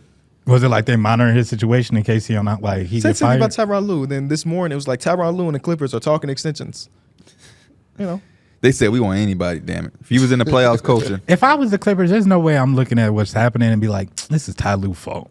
Like, they literally cannot No, say it wouldn't be them firing him. It would be him walking away. To go to a Oh, different okay. That situation. make a little bit more sense. Yeah. Because I was like, Ty Lue was a damn good coach. Yeah. Because, he probably banging his head against the wall. Like, damn, man, y'all get healthy. Damn. I think I'm going OKC in 7. This This is the battle where the It's like- the two best point guards in the league going at it. What? I'm not mad at it. You're not ready. You're not ready to let it go. I'm not ready Steph to Curry give up on exists. Wardell, man. He does exist. This season, boom. That's how you get over that. That's how you get over it. You say this seasons season. than Steph Curry. I don't even have no real rhyme or reason, honestly. Like I think both of these teams match up well against each other. I wish that the OKC played a better matchup, but maybe they did, and they just Dog walking. they just Yeah. messed them up. Luckily, the physicality in this is going to more so come from Luka, more so than it will be from a big. So I think from that standpoint, I think Lou Dort can kind of handle. He's not going to handle it, obviously. Yeah. I think Luka's still going to have an amazing series, but at least Chet won't really have to deal with a big bruising big like Valanciunas, which kind of collapsed their defense a little bit. There's a lot of Vertical threats. Yes. That's And my I most think Chet thing. can do a good job of that. That's the thing I'm interested in most is see the Lou Dort impact. Because last series was crazy. Yeah, well, he did it to Brandon Ingram. I mean, it was very Do you impressive. think but- J-Dub gets actually the Luka assignment and Lou Dort guards Kyrie? Good luck, Lou Dort. Nah, I think that's probably the way they match it up. No. I think you want to I put would Lou think- Dort on Luka. He's more of the So you physical. put more J-Dub on Yeah. Kyrie? I think I'm going Dort on Kai. Yeah, Why? because he guards better. But Luka is such a post. He will post up and like bang. That's why he J-Dub- wants to That's- get J-Dub fist. is That's 6'8". He J-Dub is, but I think Lou Dort is more of that stocky, strong. They Have you both stocky. seen They both J-Dub? stocky. J-Dub is 6'6". They both. Oh, I'm sorry. They I'm sorry. both stocky. But I would say Lou Dort, I feel like is a more like bruiser in terms of like if you bump him, you gonna feel it. Yeah. So I would go that way because I seen in that game with PJ Tucker when they put PJ Tucker, Luka was still messing him up, but you could tell all that bumping and all that was taking a But little toll on J-Dub can handle Luka. that too. Y'all saying like J-Dub is Isaiah Joe. We just trying to think who was the better matchup. Right, but you also have to think of Kyrie. You feel comfortable with J-Dub on Kyrie? I feel more comfortable with Lou Dort on him and J-Dub being on Luka because he can take some Are of you what- looking up footage of when they played? Yeah, You know? Yeah. Kyrie didn't play this game. So. Oh. Damn, Kai. I wouldn't be mad. Or was he coming off the bench? I wouldn't be mad at it. I see where y'all getting at, but I'm very interested to see how they match up. This game, neither of the two guys play. If all of the footage is gonna be them not playing against each other, yeah, this is the last game of the season, so it's fucking Jaden Hardy being guarded by Lou Dort. Then it's gonna be on moments where Case and Wallace check in too. They gonna have Case and Wallace, On Lou Kai? Dort. Oh yeah, Casey was on yeah. Kai for sure. Oh, okay, this game, I think they're all playing because Kyrie's on the thumbnail, so he has to be playing, right? I would hope so. Unless That's they not how it clickbaited work, you. KB. They clickbaited That's you. not how it work.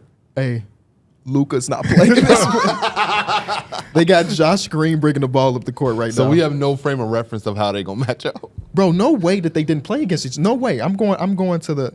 That was 3 games you've looked at, right? So there has Yeah. to be one more. Well, no, some teams Some of the in West the same teams only have conference, they 3. only play each other 3 times. What the heck? All right, I'm googling It's it. based on the geography, D Mills. Yeah. So they played against each other 5 times this season because in season Oh, tournament. the I was in-season about to say, tournament. holy Luka shit. played in 2 of these games. So this game, It won't have no Luka. No. Kyrie played this one. Okay. I need to go to February 10th. February 10th. Okay. February 10th. So this is bad podcast. I apologize, but they probably enjoy it. I mean, just- at least the visual. I'm just watchers. curious. Not but that audio. don't, just because whatever happens in this game doesn't mean that's what's going to happen, right? Yeah. Because what series? Oh, the Kevin Durant, the way Anthony Edwards was guarding Kevin Durant in the regular season, then in the postseason it was Karl Anthony Towns. Boom. So it's whatever we see in this second is not uniform to what's going to happen. But Yeah, because in the regular season you don't want to show all your cards. ooh, What if they put Shea on Kyrie? Shea is guarding Kyrie right now. Oh. J-Dub is playing Romer on Josh Green, and Lou Dort is Luka. I don't know. I guess we'll see. But Josh Green doesn't start now, so That's also true. So is that PJ now? yeah, that's PJ Washington. Yeah, because So- PJ Washington and them are not even on the team. So I don't even. It was 5 minutes for nothing. Yeah. I can live with Dort on of Luka with Shea on Kyrie. I can live Say with that that. one more time. Dort being on Luka, if Shea is on Kyrie, I can live with. Okay. I just think that puts a lot on Shea. Like, I know he's supposed to do that, like, because he's the star of the team. But No, like, I agree with that But too. like, Yeah. offensively, Kyrie's a lot to have to deal with, and then go on the other end and drop 30. That's a lot. Yeah, I agree. And potential foul trouble is tough. I agree. That's why I get heavy in the second round. But that's why you get paid $40-some million. And that's also why you take care of business in the first round. Yeah. So you So only you got got your the rest. injury playing 6 games with a team that you ain't had no business going that far with. Everybody gave their prediction. Yeah. Oh, I got the- Dallas in 7. I got OKC in 7. Okay, see. I got Dallas and I like a 2-2 split. I got do I got Dallas in 6 or do I got Dallas in 7? Be bold. Say 5. Say 4. Nah, I don't believe that. I gotta say what I believe. Last time you said Knicks in 5, they went 6. I was a smudge away. I was a Tyrese Maxey. But That picture of almost don't Jalen matter. Brunson is so funny, bro, with that like Getty's image thing that you posted Knicks in 5, bitch. That picture's so with the funny. suit on. He don't got his hair long enough. It's a Nothing. fade. Damn, they got braces on it. Right, no dress and nothing. Yeah, I got Dallas in 7. No beard. Last second round matchup we can talk about is Pacers versus Knicks. Mike, I want Mike's opinions first. Yeah. I got Knicks in 5. That's what I was going to go to as well. The Pacers, they handled their business, but I thought they could have been a lot better in that first round against a team that didn't really have their stars on the floor. For this Knicks team, they're going to fight the whole way through. And it's just like you're going to have to play 48 minutes of good basketball, and I just don't know if the Pacers are at that level yet. I got the Knicks. Yeah, especially with Halliburton's shooting. He's struggling from the field. I think you really need him to really come out and like be that all-NBA guard that we know he could be. And I think last series he was cool. He was good. I think the playmaking was still elite. I think that naturally comes with Tyrese Halliburton. But when you're talking about shooting the ball and he's going to have to match Jalen Brunson, that's going to be kind of tough. And I just think defensively, you're not going to get that same Bucks team that you were able to pick apart. And this Knicks team, they got it defensively. They're going to come out. OG's going to be locked in. Josh Hart, Jalen Brunson's a plus defender, Mitchell Robinson, Isaiah. Like, there's a lot of stuff going on that Knicks team, and I just think the Pacers just don't really have much to match. And I know it's such a hard thing to not foul against Philly, but I thought the Knicks had a lot of good plays where they did defend without fouling. Yeah. And then it's not like the Pacers just live at the free throw line, so they're going to have to work a lot harder for their buckets. Yeah, I got the Knicks. I'm trying to decide between 5 or 6. The one thing that scared me about the Pacers is they got some mojo. They back was really against the wall with that Bucks team. They had to really fight for their life, and they did it. And they got some swagger. You see that they was talking. Andrew Nembhard been really like being a different player than I was exposed to him being in Gonzaga. He's like chippy, talking. He's an agitator. I thought the way he defended Dame in that series was really good. Yeah. I know his game, but I'm just saying the extra antics that he was doing with some of the back and forth. I had never really seen Nembhard take it there. You know what I'm saying? That was just an interesting thing. They got some swagger. They got some confidence. Tyrese was chipping with Dame and Bobby Portis. They feeling confident. And then Madison Square Garden is a place where guys just want to come out and play their best basketball, so you always got to be weary of that. I'm going to go Knicks in 5, though. I definitely don't think you should take the Pacers lightly, though, because of the high-powered offense.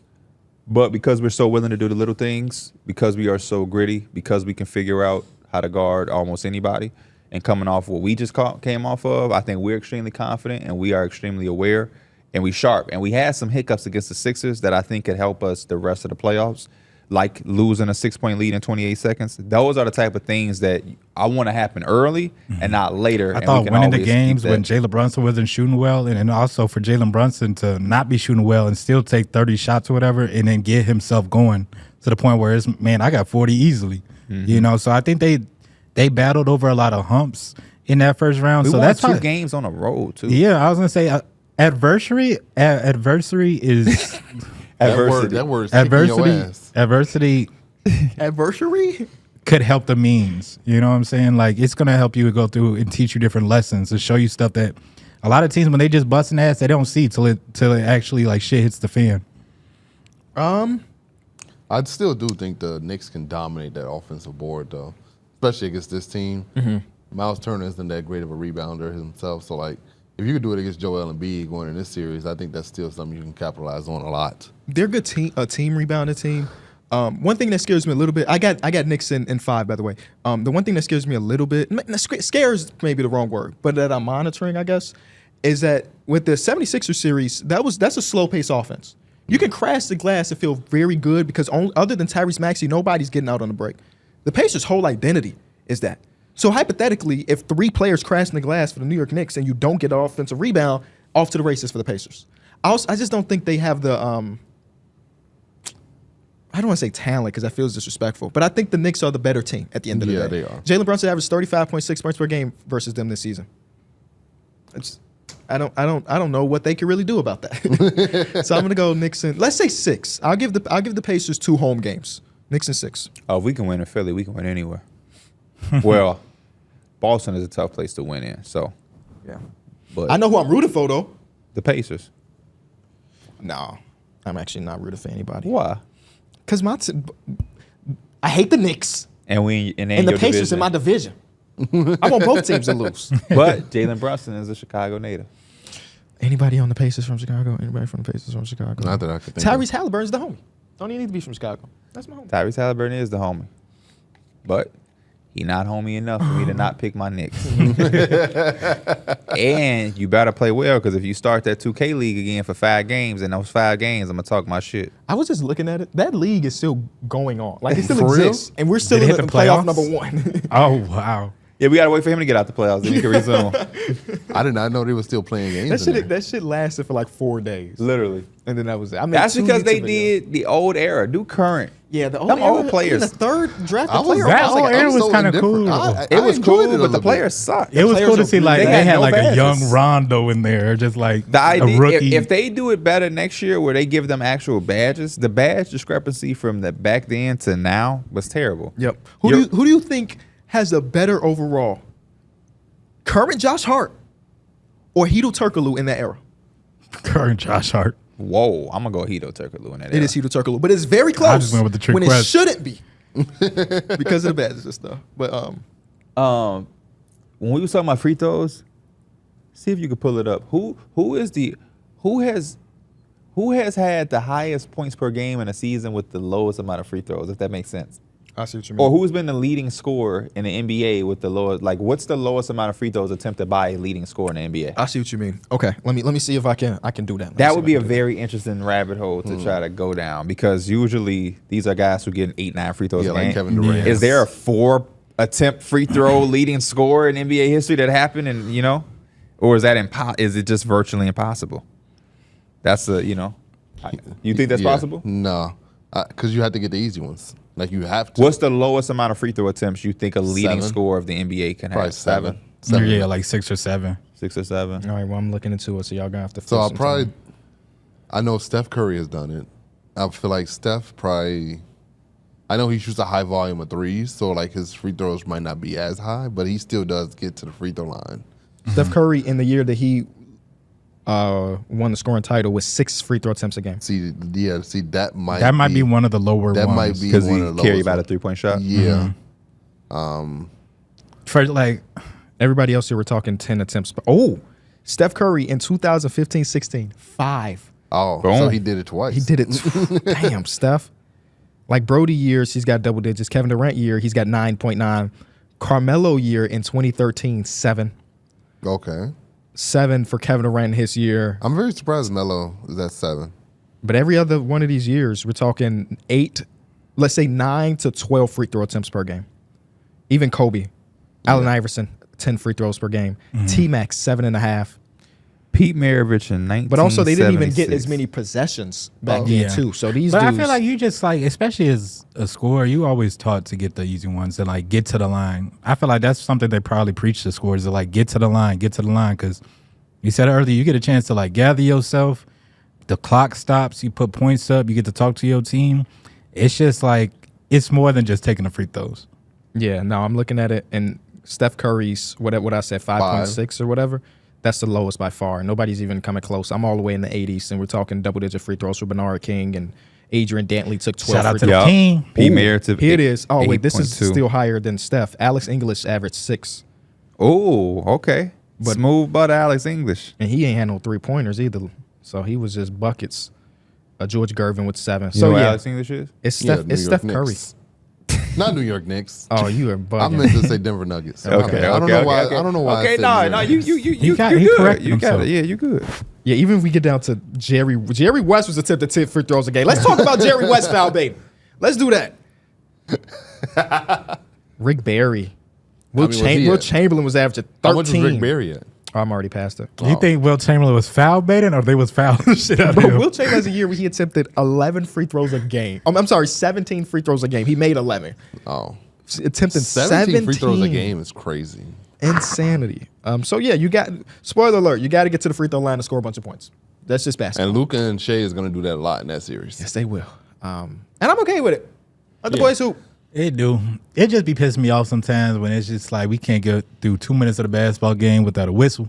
Hey. TV timeout. Mike, Whistle. When they can't guard you, what do?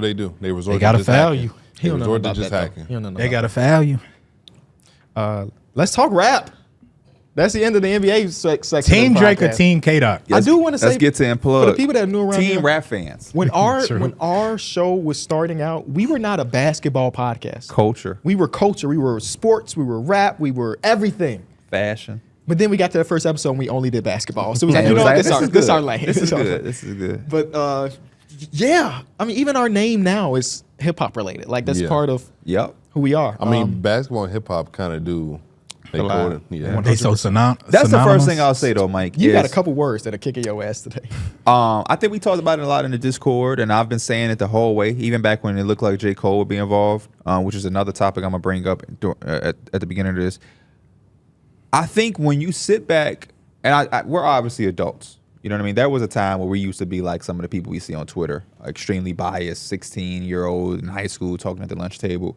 But like when you start to get older and you start to mature a little bit, and you just understand that like I don't know Drake personally, don't know him at all. I don't know Kendrick Lamar at all. Why have to defend? Why would why go on a timeline and defend everything for Drake? Why go on a timeline and defend everything for Kendrick? At the end of the day, I am a legitimate rap fan. I listen to rap every day of my life. You know what I'm saying? And if I'm not listening to rap, I'm listening to songs that rap sampled. I'm listening to Marvin Gaye or something like that.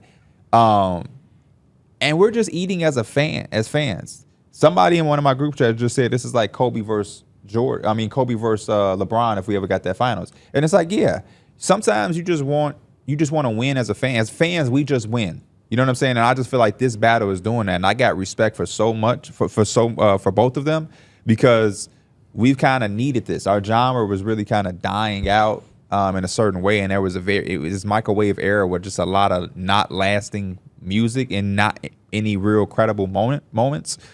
And for them to give us this moment in a night like yesterday where they both just going at it, and so far it hasn't spilled over into anything. Nobody's gotten hurt. Nobody's been shot at. Yeah. And that's also been something in our culture where for a long time, the drill Chicago thing, where it was like, you got to be really doing the shit you saying in your music, and consequences came from that. And us being Chicago natives, we seen far too close how a rap diss song came back and literally the next night somebody got shot up. And, you know, they living up to the hype. They showing why they the best. And I think if you be non-biased, you'll enjoy this. But the people who are going on the timeline, like some of my guys that pick a side, and they're trying to pick a side so hard. That's their whole like that. You're not the culture. You're not going to enjoy it. If you are listening to Kendrick trying to find ways to defend Drake, you're not going to like the Kendrick song. Yeah. He is eating. And if you're going into the Drake songs, try not to like what Drake is saying, already saying, man, I don't like this light-skinned dude. Oh, he acted on Degrassi. If that's the mindset, of course you're not going to like anything he's saying. But if you take all that away, you take a breathe in, breathe out, you'll be able to walk away saying, man, they going at it. Yeah. It's like a boxing match where this dude get a hook right here. He get a hook right there. He knocked him down. And you just excited as a fan. Haymaker for haymaker. And I just go on Twitter sometimes. I'm just like, why are y'all so hard pressed to have to defend these grown ass multimillionaires who don't give a damn about you? On I'm not being biased until Drake give me something. This was free. on the Drake. This was on the Drake's. When Drake get on Flex album, on YouTube. Kendrick get on Flex album, then I'm biased. I'm like, I need some royalties. Then I'm biased. Until then, I am a neutral fan. Once I had clicked onto like the Drake video or the Family Matters video, all the comments and the top comments like, you know, it's trouble when the Kendrick fans come in here and all they doing is like they defending Kendrick because they know Drake he took over, and it's all through the comments. It's just Kendrick fans just like, man, this ain't shit. This ain't nothing. It's just like, I don't even see how y'all can have that much attachment to like. I know people that's got motherfuckers on notifications, so when they see it, they can come back and defend for somebody they want. Or the best moment for me yesterday is knowing that KB obviously liked Kendrick. That's his favorite in this thing. But when he was hearing the song, like, oh man, Drake did his thing. That's the beauty of music. Yeah. Even like in basketball, where it's like, damn, the Knicks beat the 76ers, but all the 76ers fans say, man, I'm glad that's over. I ain't got to hate no more. Y'all was killing. It's like, yeah, that's what it's about. That's what it's about. We just it's just entertainment, and the fact that they delivering is just so incredible, and it speaks to both of their legacies. And we ain't had nothing like this in a long time. Jay-Z versus Nas was like, y'all don't even. 20 years ago. Yeah, it did feel like a lot of music was losing context, and that wasn't even. He slapped him around. Oh no, it felt like a lot of music, especially in today's age, it doesn't have the same substance as it used to do, like in the 2000s or before that. So to have all this where it's just like nothing but these two going against each other, it's cool to tell to have. And then what makes it even cooler is I enjoy when everybody is talking about it. I know the defending thing is one thing, but like that's literally all my timeline was last night. It still was is. Drake and I went on Twitter real I quick. just went on Twitter. That's Drake all. and Still is. Kendrick. Drake and Kendrick. Imagine the 7 seconds or less Suns playing in the finals against the Detroit Pistons that beat the Lakers with Chauncey and Ham. Like, that's what this is like. That's the other thing I appreciate is, like, Drake is staying in his lane. He's giving you, his shit is bopping. You can, you know. I was going to say, he I got think the somebody beat. was like, He put out a clean version because it's going to go on the radio. Kendrick shit may be better, but at least you can play Drake shit in the club. You can And turn then up Kendrick to is it. staying in his lane where it's like, I ain't got to turn up Yeah, and make yeah. no club. I'm really finna sit you down and talk to you. And it's like a slow, grinded out defense against this high powered offense. And they both stand in their lanes. And Drake is on social media. Not my favorite thing about it, but I don't care because he's rapping. Kendrick is not on social media. He's just dropping the link and leaving. They both just playing a game. And they like, I told my friends yesterday, it's not the answer you're going to hear. It's just going to end in a draw. Nobody's going to win. Unless Hey, Kendrick, we up, baby. some of the things that they saying are true. And I'm a grown ass man, that's the and thing. I make a lot of money. I don't need to believe Drake more than I believe Kendrick. I don't know Drake. I don't know him. So when I see Drew or Joel from Pick a Side, my homies, I'm saying this because they my really homies, defending them or saying, I mean, I believe Kendrick, I don't believe Drake. I believe Drake, I don't believe Kendrick. I'm too grown for that. I don't believe either one until I see a receipt. That's my whole thing is They're both lying until further notice. I'm more of a Kendrick fan than I would say Drake, and I listen to both of them like a lot, but none of them is like I'm finna hear Kendrick and be like, I ain't listening to Drake no more. Like I'm on this They both band taking wave. personal Like jabs at each other. Yeah. I mean, a lot of these allegations are very serious, too. Yeah. There's one allegation that is extremely strong that I would never put on somebody unless I knew it was a fact. Yeah. There's one that you just cannot. I think it's two. I Come think one back of them, from. both of them They threw one. coincide? Yeah. Oh yeah, it's one that I just put under an umbrella. Like I Okay. don't, however you're doing it, however it is, you're that. Yeah. And once that's out, I don't put that on nobody's when name Harvey unless I know. Weinstein's name is brought into Yes. a verse, Yeah. then that's Yes. where it's like, whoa, you know. Yeah. That's the ultimate allegation, honestly. But yeah, we don't know, and we may never know, honestly. But I told y'all in the party, and I had, this is nothing I had seen anything, but I had told them, like, I'm like, maybe I'm just rambling, maybe I'm thinking too far. I said, hey, for some reason, I feels like to me, Drake may have gave him a fake mole, and then I went to sleep. I woke up, and I kept seeing, and I saw an academics thing this morning where it was like, man, they gave him a fake mole. Ulster came in, man, it looked like they gave him a fake mole. And I thought I was just talking out of my ass. I literally told her, like, man, I could, 3 hours from now, I could just be like, man, I'm talking out of my ass. But then I'm starting to see certain things like that would be an What- ultimate check. What would be the game checkmate. plan if that's the case? I mean, do you just Silly. manipulate Yeah, you everything just then? master manipulator, like Kendrick been saying. Because you sent the thing of a TikTok. Come on, the little girls Yeah, in the J. who- Cole video. yeah, I know. yeah. I want to say It's you a- were saying it was serious, but it was just like, that's his daughter. Because how can like you have all these like I'm giving you the things to use against me? So that's how I feel like if he is manipulating But even everything, if then he's that's in the case, control. Even if you are a master manipulator and Drake is playing puppet master right now, brother, he accused you of being a pedophile. Like if you giving that as fake stuff, No. I don't think that would be what he's giving. The thing is the daughter thing. Yeah, the daughter The thing. daughter thing. All But he said was because with the pedophile thing, there was nothing that's like that was used. You see the props, like he got, those are Drake's prescriptions. That's somebody found Drake's dad's luggage, and that's how they got those items, because he was flying a commercial flight with us and he lost his luggage and somebody got why would it he and have get- Aubrey Drake's Grams pills? If his your daddy be flying with your pills? No, my daddy ain't If I was been on a plane if I was, since. if I was Drake, my 2005. dad wouldn't be getting on a commercial flight anyway. But that's what they saying. I don't know. According to Kendrick, they don't really, you know what I'm saying?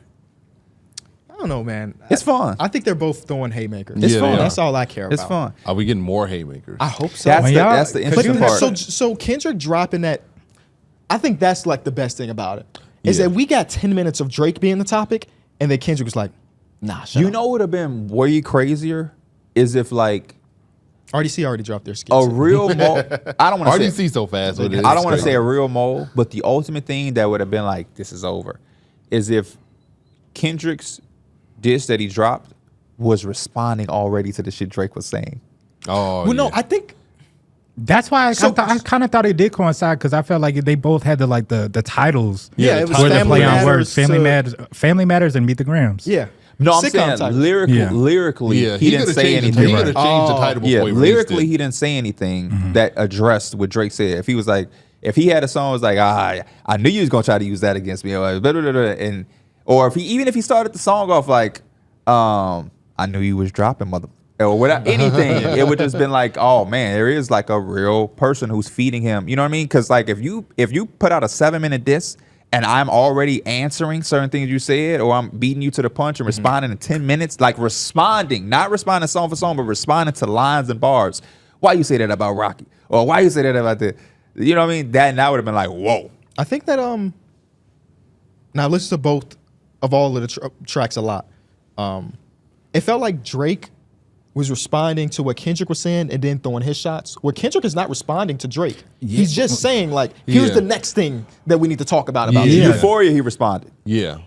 Euphoria, he responded. Which That's one like is? I don't remember the titles. the Which one is first one, Euphoria? the very first one. They got the hard beat.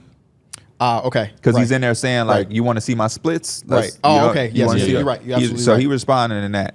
And then he went off with the middle one, which was just a Maybach glove.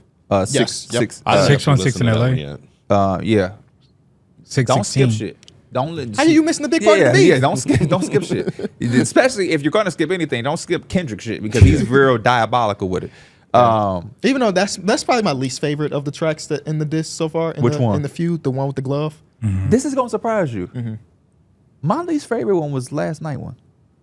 I think last night one was so heavy. Yeah. that I didn't even look at it as a song. No, he No, was kinda that like ass. sit talking. down. That ass. Yeah, That yeah, ass. yeah. And that's why I was talking And I'm not about saying it Offseason. from a contest perspective. I told y'all this yesterday. The Drake one got me so hyped because it was upbeat that I had to sit back down and I had to really spin Kendrick shit again a couple times. I'm like, let me chill. But when the perspective of how he did it is probably the best song. Yes. Because you're sitting down like a therapist saying, hey, let me talk to you, Sandra. Let me talk to you, Adonis. And you know Let me what's so talk to you, crazy? Dennis. If Let me you talk trying to you, do baby that girl. shit, I don't know if you could like. Kendrick Lamar is probably the best at trying to do that shit. Well, like next to Eminem. Joyner Lucas has made a career out of it. That too, but I mean, I don't Joyner really listen Lucas to got Joyner a Lucas. perspective song, right? They said Joyner Lucas is going to drop a song from Drake's perspective of getting this. That was a joke on Twitter. I ain't gonna That's listen crazy. to that though. But I feel you. Kendrick be having 10-minute songs of him going. What's the song? Real with Yeah, Anna Real. Wise or whatever. Yeah. That song is legit. Just a story, 10 minutes long. Him going in, and he could do that shit all day. So Yeah, that's that's why I say I like what you said. Kendrick stay in his lane because that definitely felt like a Kendrick type of vibe right there. yeah, it did. Are we building up to like an epic Kendrick album, y'all think? I think that's the best part about it. We don't get Kendrick often, so the fact Yeah. that we got 3 Could songs this- in a week, Could come this on, get man. him to like get into that album mode? I hope so because Drake said he only put out albums when he have a kid.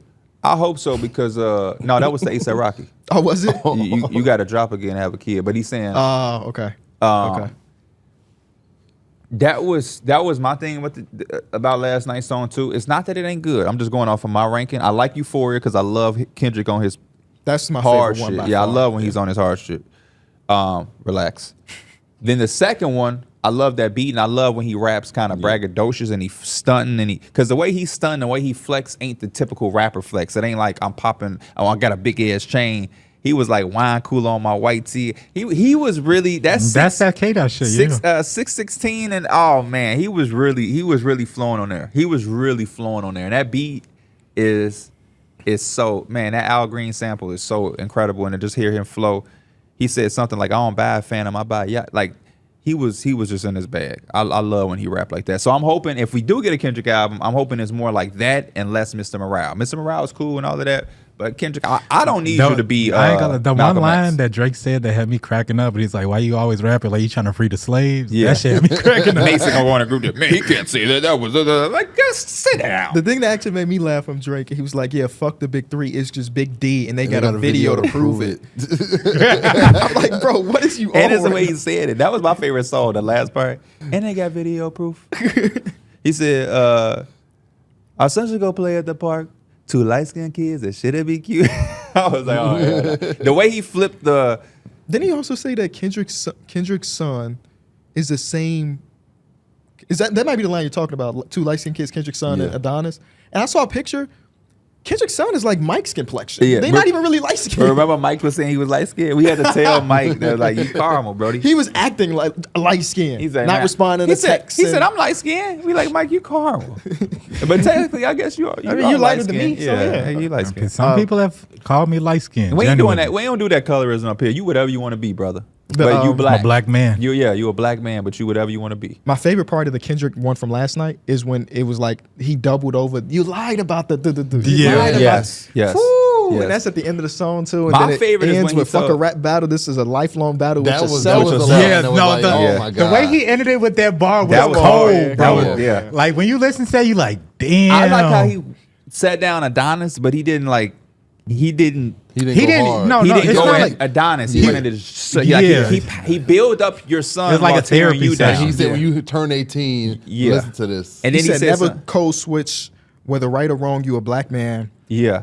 Get some discipline. Do some push ups. Like he was like. They giving said that up, on like, Twitter too. They said, so you told Drake he can't say the N word, but you're saying Adonis is a black man. That was Kendrick funniest line. But I like when he said, "I'll be your mentor since your daddy don't teach you shit." Yeah, that was the But one. that's what I like, was saying. Like, it felt like Drake definitely got something like up his sleeve because Drake, I feel like he kind of responded to some of these. But K-Dot just going everywhere. Like, he hitting all the little dark spots and everything. How do you respond if you're Drake? Obviously, Drake is already. You saying, I don't got to a have dog. some shit back. How do you respond to the like he said that you're gonna get raided, like the empire's gonna get raided soon, that there's Yeah. sex offenders in OVO, like what? How do you even? He told Drake and Steph Curry to keep their family away. LeBron. LeBron. He told LeBron and Steph keep the Curry. family Yeah, I I like mean, Drake. if I'm innocent, I just put that to bed like anything else. Or I would say, how do you say a line like that? And then you say you're gonna bring Puff back.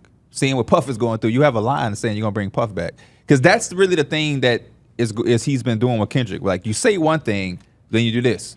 You're talking about me and my race status, but you're the one with the He said a light mixed skin white. queen mixed- or yeah, something mixed, like that. yeah. Yeah, baby Which boo. Mixed baby I mama. really think that for them to be as old as they are, this whole I'm blacker than you not black. For certain parts where Kendrick is saying Drake want to be accepted, by all means, Drake is a black man. Kendrick. Kendrick's wife, Drake, is just a black woman. Like we don't have to do all of that. Go at each other, but this whole two light skinned kid, they're black kids, man. It's just what it is. I hate to break it to y'all. They're black kids. Drake grew up a little better than some of us, for sure. But if we go back in the heyday, we all drink from one fountain. If we just being honest, that's the only thing I'll say, that they both too grown for that. They both too grown for that. They both just way too grown for it. But I think I agree with what you're saying. Well, never mind until this part, because there were parts of Kendrick's first one where he said, "I don't want you saying the N word." Well, I don't think it had to do with him being mixed, but more about his personification of how he takes black culture. and flips Absolutely, it. and that's the part where I said I understand that angle, and I'm not mad at it. And the He should- blackface picture from the Pusha T thing is still crazy. He should keep that angle. 5 years That's the later. greatest angle you should have. You should drive that one and the little girl shit. You should drive that one into the ground so you can't say any. I would just keep saying that. I would just keep going. But when Drake flips it back on you, it kind of makes you look crazy in a way. That's the only thing. But I also just don't want them to keep going back and forth like I know you had put that. Kendrick girl ain't black. Come on, that's a black Somebody woman. had posted I'm- like they I could don't have be found Drake's daughter, whatever She they were light skinned, questioning. but she's that. black. She's black. right. I just had to think like, bro, it's either that had to get leaked too, or it's like you have to look in there like they I knew where don't to find that believe it. But information. the reason I put that in the group chat is because people are just crazy to go. But all- no, all- I was like, some of these like they're either doing way too much or they got some type of program. This with- came out last night, so somebody was doing all of that. While got we a was- program Yes, with yes. facial recognition or something. Only thing from the video that we're talking about is just a TikTok of somebody diving into it. It's a picture of Drake and a lady with a baby on his lap, like Oh, that was from his album promo. Okay, so that's not what I'm saying. real. That was the Yeah. only one that was confusing to That me. was- that so ain't that's no- not real. Then I don't believe Yeah, it. that was like a 'Cause, photo shoot for- Why the hell would his baby be in a J. Cole video? Yeah, But did you end up watching the Drake video? There's I didn't- posters I've of that never watched- girl I've never in the watched back of the video, Oh, like okay. on the house. So it's like Okay. that's where the fake mole comes from. It's hard though. It's very hard to judge. I'm glad I'm not a judge and I could just be a fan and sit back and like it, because if I really just talk about Kendrick, I'm gonna sound like I'm biased towards Kendrick because he's eating. If I do the same with Drake, they're gonna say I'm a Drake stan and I'm fighting hard for him. They're both just spazzing, bro. One of the least favorite messages I got, like in my mentions, because I tweeted that Steve Ballmer got to retire their jerseys, whatever. Which is a great tweet. Thank you. Somebody replied to that like, For the people that care, I don't know why y'all care. Only thing is, these two rappers are eating off of y'all, making a bunch of money. Why the fuck would I care? Yeah. They're giving us content. It don't like when you watch a basketball game. They've you're been eating paying off into of the pockets they've been eating off us for years. That's part of I don't Him give a using fuck. Twitter to say that They're eating off him. Literally everything you're doing with your phone, someone's eating off of it. Every piece of media, someone's getting paid. Every piece of media. Yeah. You replying to my tweet. Guess who got paid from that? Elon Musk. No, well, I did too. Just pennies on Yes, pennies on you- pennies on pennies. I will say, but I also did too. Hey, I promise you, y'all going somewhere now. When I had said Knicks in 5, I was telling them like, I didn't say it, but in my mind, like, y'all gonna feel real shitty. I want y'all to come to this. Yeah, I was wrong, but I want y'all to keep going. Go to this tweet. Go to this tweet. I had said something. Dude was like, no, we was talking about the other tweet. No, I want y'all to go to this tweet. Get this at 5 million views. The Lakers one with all the Laker fans coming in. Yeah, go to this tweet. That motherfucker got 1 million view, 1 million in like 2 hours. Yeah, go. Let me see how many views. I'm finna have Whenever I have a tweet like that, they just be like, rent due, huh? my Twitter Elon one. don't even pay though. He don't. Nah. I think I got paid twice from Twitter, and it was both like $13 each. My last one was like $100 though. I ain't gonna lie. I ain't got But the still, same like I'm not interaction. going I out ain't there got a making tweets for Elon to pay. I ain't me. got 100 until I think the most I've ever got was like $18. I ain't got a whoa. I ain't got 100 until like the first time I ever did it. But let me look at this Laker one. That That Laker money one just went did. right into my Uber Eats account, boy. Stop playing with me. You got you some sweet greens. I had Bitty Bop yesterday. Oh. Y'all I talk shared about some that. Bitty Bop yesterday. Y'all be talking about that place a lot. more. I essentially go just play at ate. the park. What you mean more? Yeah, I'm at 1.3 million. That's gonna be hefty. Cause I went viral with the Knicks one. I went viral with the Drake and Kendrick one when I said, hey, I don't want to see a bad thing said about Kendrick or Drake on the timeline because we are eating as fans. Went crazy. Come on, man. Finna buy some Jordans. I just bought some new golf With shoes. the Twitter money. Yeah. All my life I had to fight. I love when Kendrick get on his man. When Kendrick get in that bag, yeah, I'm just Why happy did he Kendrick, dropping he said Drake shouldn't be able to say more life. Why did he say that again? because He has I an forgot app. why. He has I a lost daughter potentially, yeah. and It the was way about the Kendrick daughter, said it, it was like multiple Yeah. kids around the world that have Drake as a father. So should be the last one. If that's the case, he's saying that you. If should Drake be the was last able to one. have multiple kids, that's kind of crazy. Yeah, Such a you can't big let it. name. You can't get exposed for that twice. Yeah. You know, in the matter of a decade. if he don't want to raise his kid, that's on him. No, I'm just playing. I'm just playing. I mean, I think we see that a lot with these people in the industry. Somebody, it's kind of hard for them somebody to raise all those said, kids. I wasn't moved by Drake. That, you know, Black Sports Online. Wrap it up. Not familiar. No. Sound like an Instagram page. He Doesn't be ring on a bell. Twitter, but we've seen him. He was like, "This Kendrick, this is cool." People like, "What do you mean?" He like, what did he expose? That Drake lives an NBA player life. He lives an NBA or NFL player life. We had kids or whatever. Said he got a gambling problem, he got a pill popping problem. Right? Wait, what? Tell us something we don't know. But no, I'm a fan of it all. And the last thing I do want to say about all of this, y'all can go on. I'm not trying to end the show. I'm just saying, we owe J. Cole an apology. We all got on there and was going at J. Cole for not being a part of it, taking his hat. J. Cole knew that this is where it was going. See, he's a rapper. He thought they was finna just be sparring and like me and you playing one-on-one. Yeah. He ain't know people was finna be talking about, well, he knew. He got wind when he was on tour with Drake. Yeah, he and was like, they like, hey, J. Cole, come here. Hey, bro. You know we might start shooting at each other. You know that, right? J. Cole like, yeah, that's why I bought them water guns. No, bro. Not like that. Not like that. And Cole was like, oh, okay, cool. Say less. He got his ball and he got out. Let me get left the out of park. there. Because that's what I would have did. Yeah. I'm Trey and Boys in the Hood. Let me out. Let me out, though. Let me out, though. Yeah. No. Because I can't picture J. Cole being here. Kendrick, I heard you was doing this to your wife in that hotel room, and you was and Drake. Let's talk about the kid that you've been at. I just can't picture J. Cole talking like that. Mm-hmm. So I think he made the right decision. I think so too. he just wanted to be neutral in the situation. and He just wanted to like- have fun. He wanted to say. He thought, oh shit, he came to rap. He been waiting. You know how long J. Cole been waiting for them motherfuckers to come out and rap? He could not wait. Yeah. Can you even find that song anymore? The song that he released? Is You this on probably YouTube, once it's on the internet, it's on the internet. Yeah. Yeah. Which is why Him taking it down then doesn't really do anything. He took it off streaming. Integrity. I don't make money from it. He know that they can't delete it, the all of it, but it's like, hey, my integrity. I'm not the one posting the song. I'm not benefiting from it. If a YouTuber posted a leak or whatever, cool. If it's on SoundCloud, wow. But I'm taking it off to show that I really mean what I say. What's an apology if you're gonna keep it up? Hey, I'm sorry, KB, for dissing you, but I'm gonna keep this. What was you doing on SoundCloud the other day too? What do you mean? Is that where you was posting links from our videos, like how we posted our old vibe? Somebody sent me a screenshot of Through the Wire episode 7, and it was on SoundCloud. I was like, oh shit, let me go back and watch or listen to these old episodes. This is before we had video, so I listened to not the whole thing because it's bad. Like it's really bad, bro.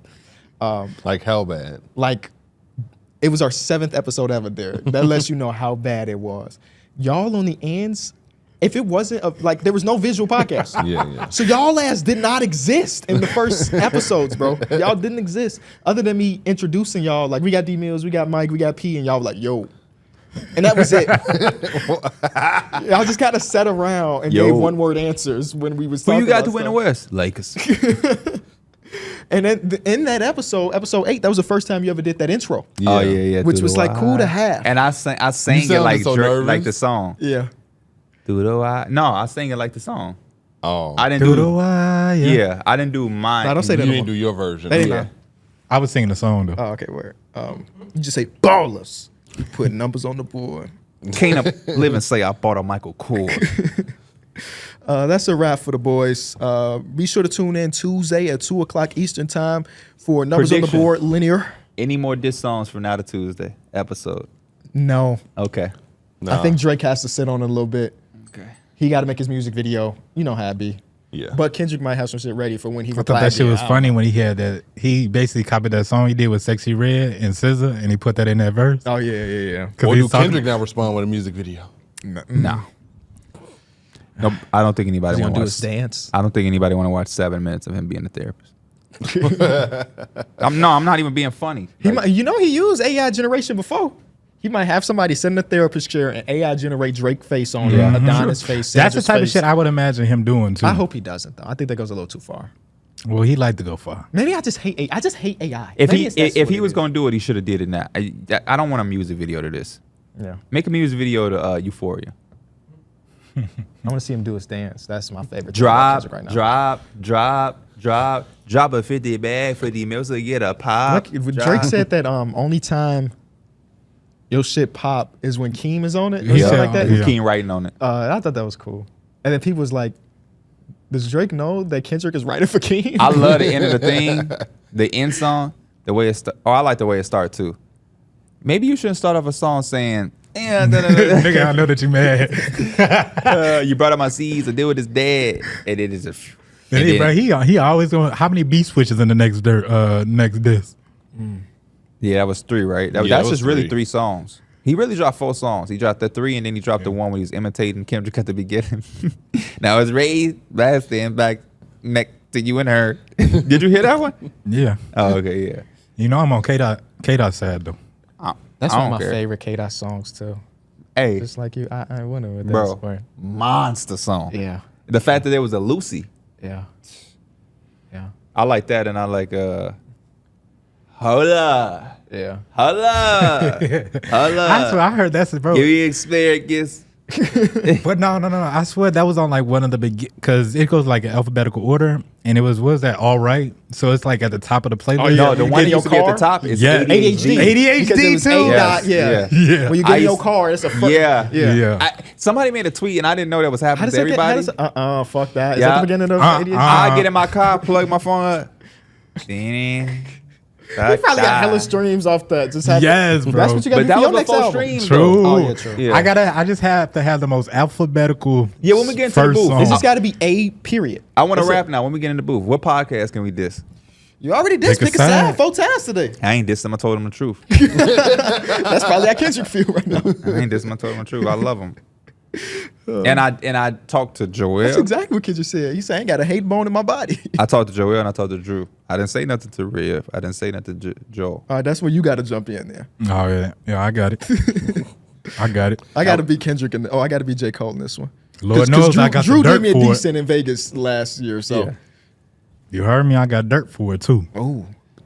All right, look out there, If boys. we did something, be like, I took y'all to y'all first. You did get Palomino. No, they're my homies, man. I can't wait to do part 2. It ain't get that close. far away, Vegas, baby. It ain't getting that far close. away. Speaking of picking side, I'm finna hit them up, making sure they ready. Yep. Pack them ones. Leave a like. Subscribe Tuesdays at 2 o'clock Eastern. The Linear Show. Tune into that. And we got some big things coming up that we cannot tell you about completely right now. But just be on the lookout for announcements after announcements after announcements. And we'll see y'all soon.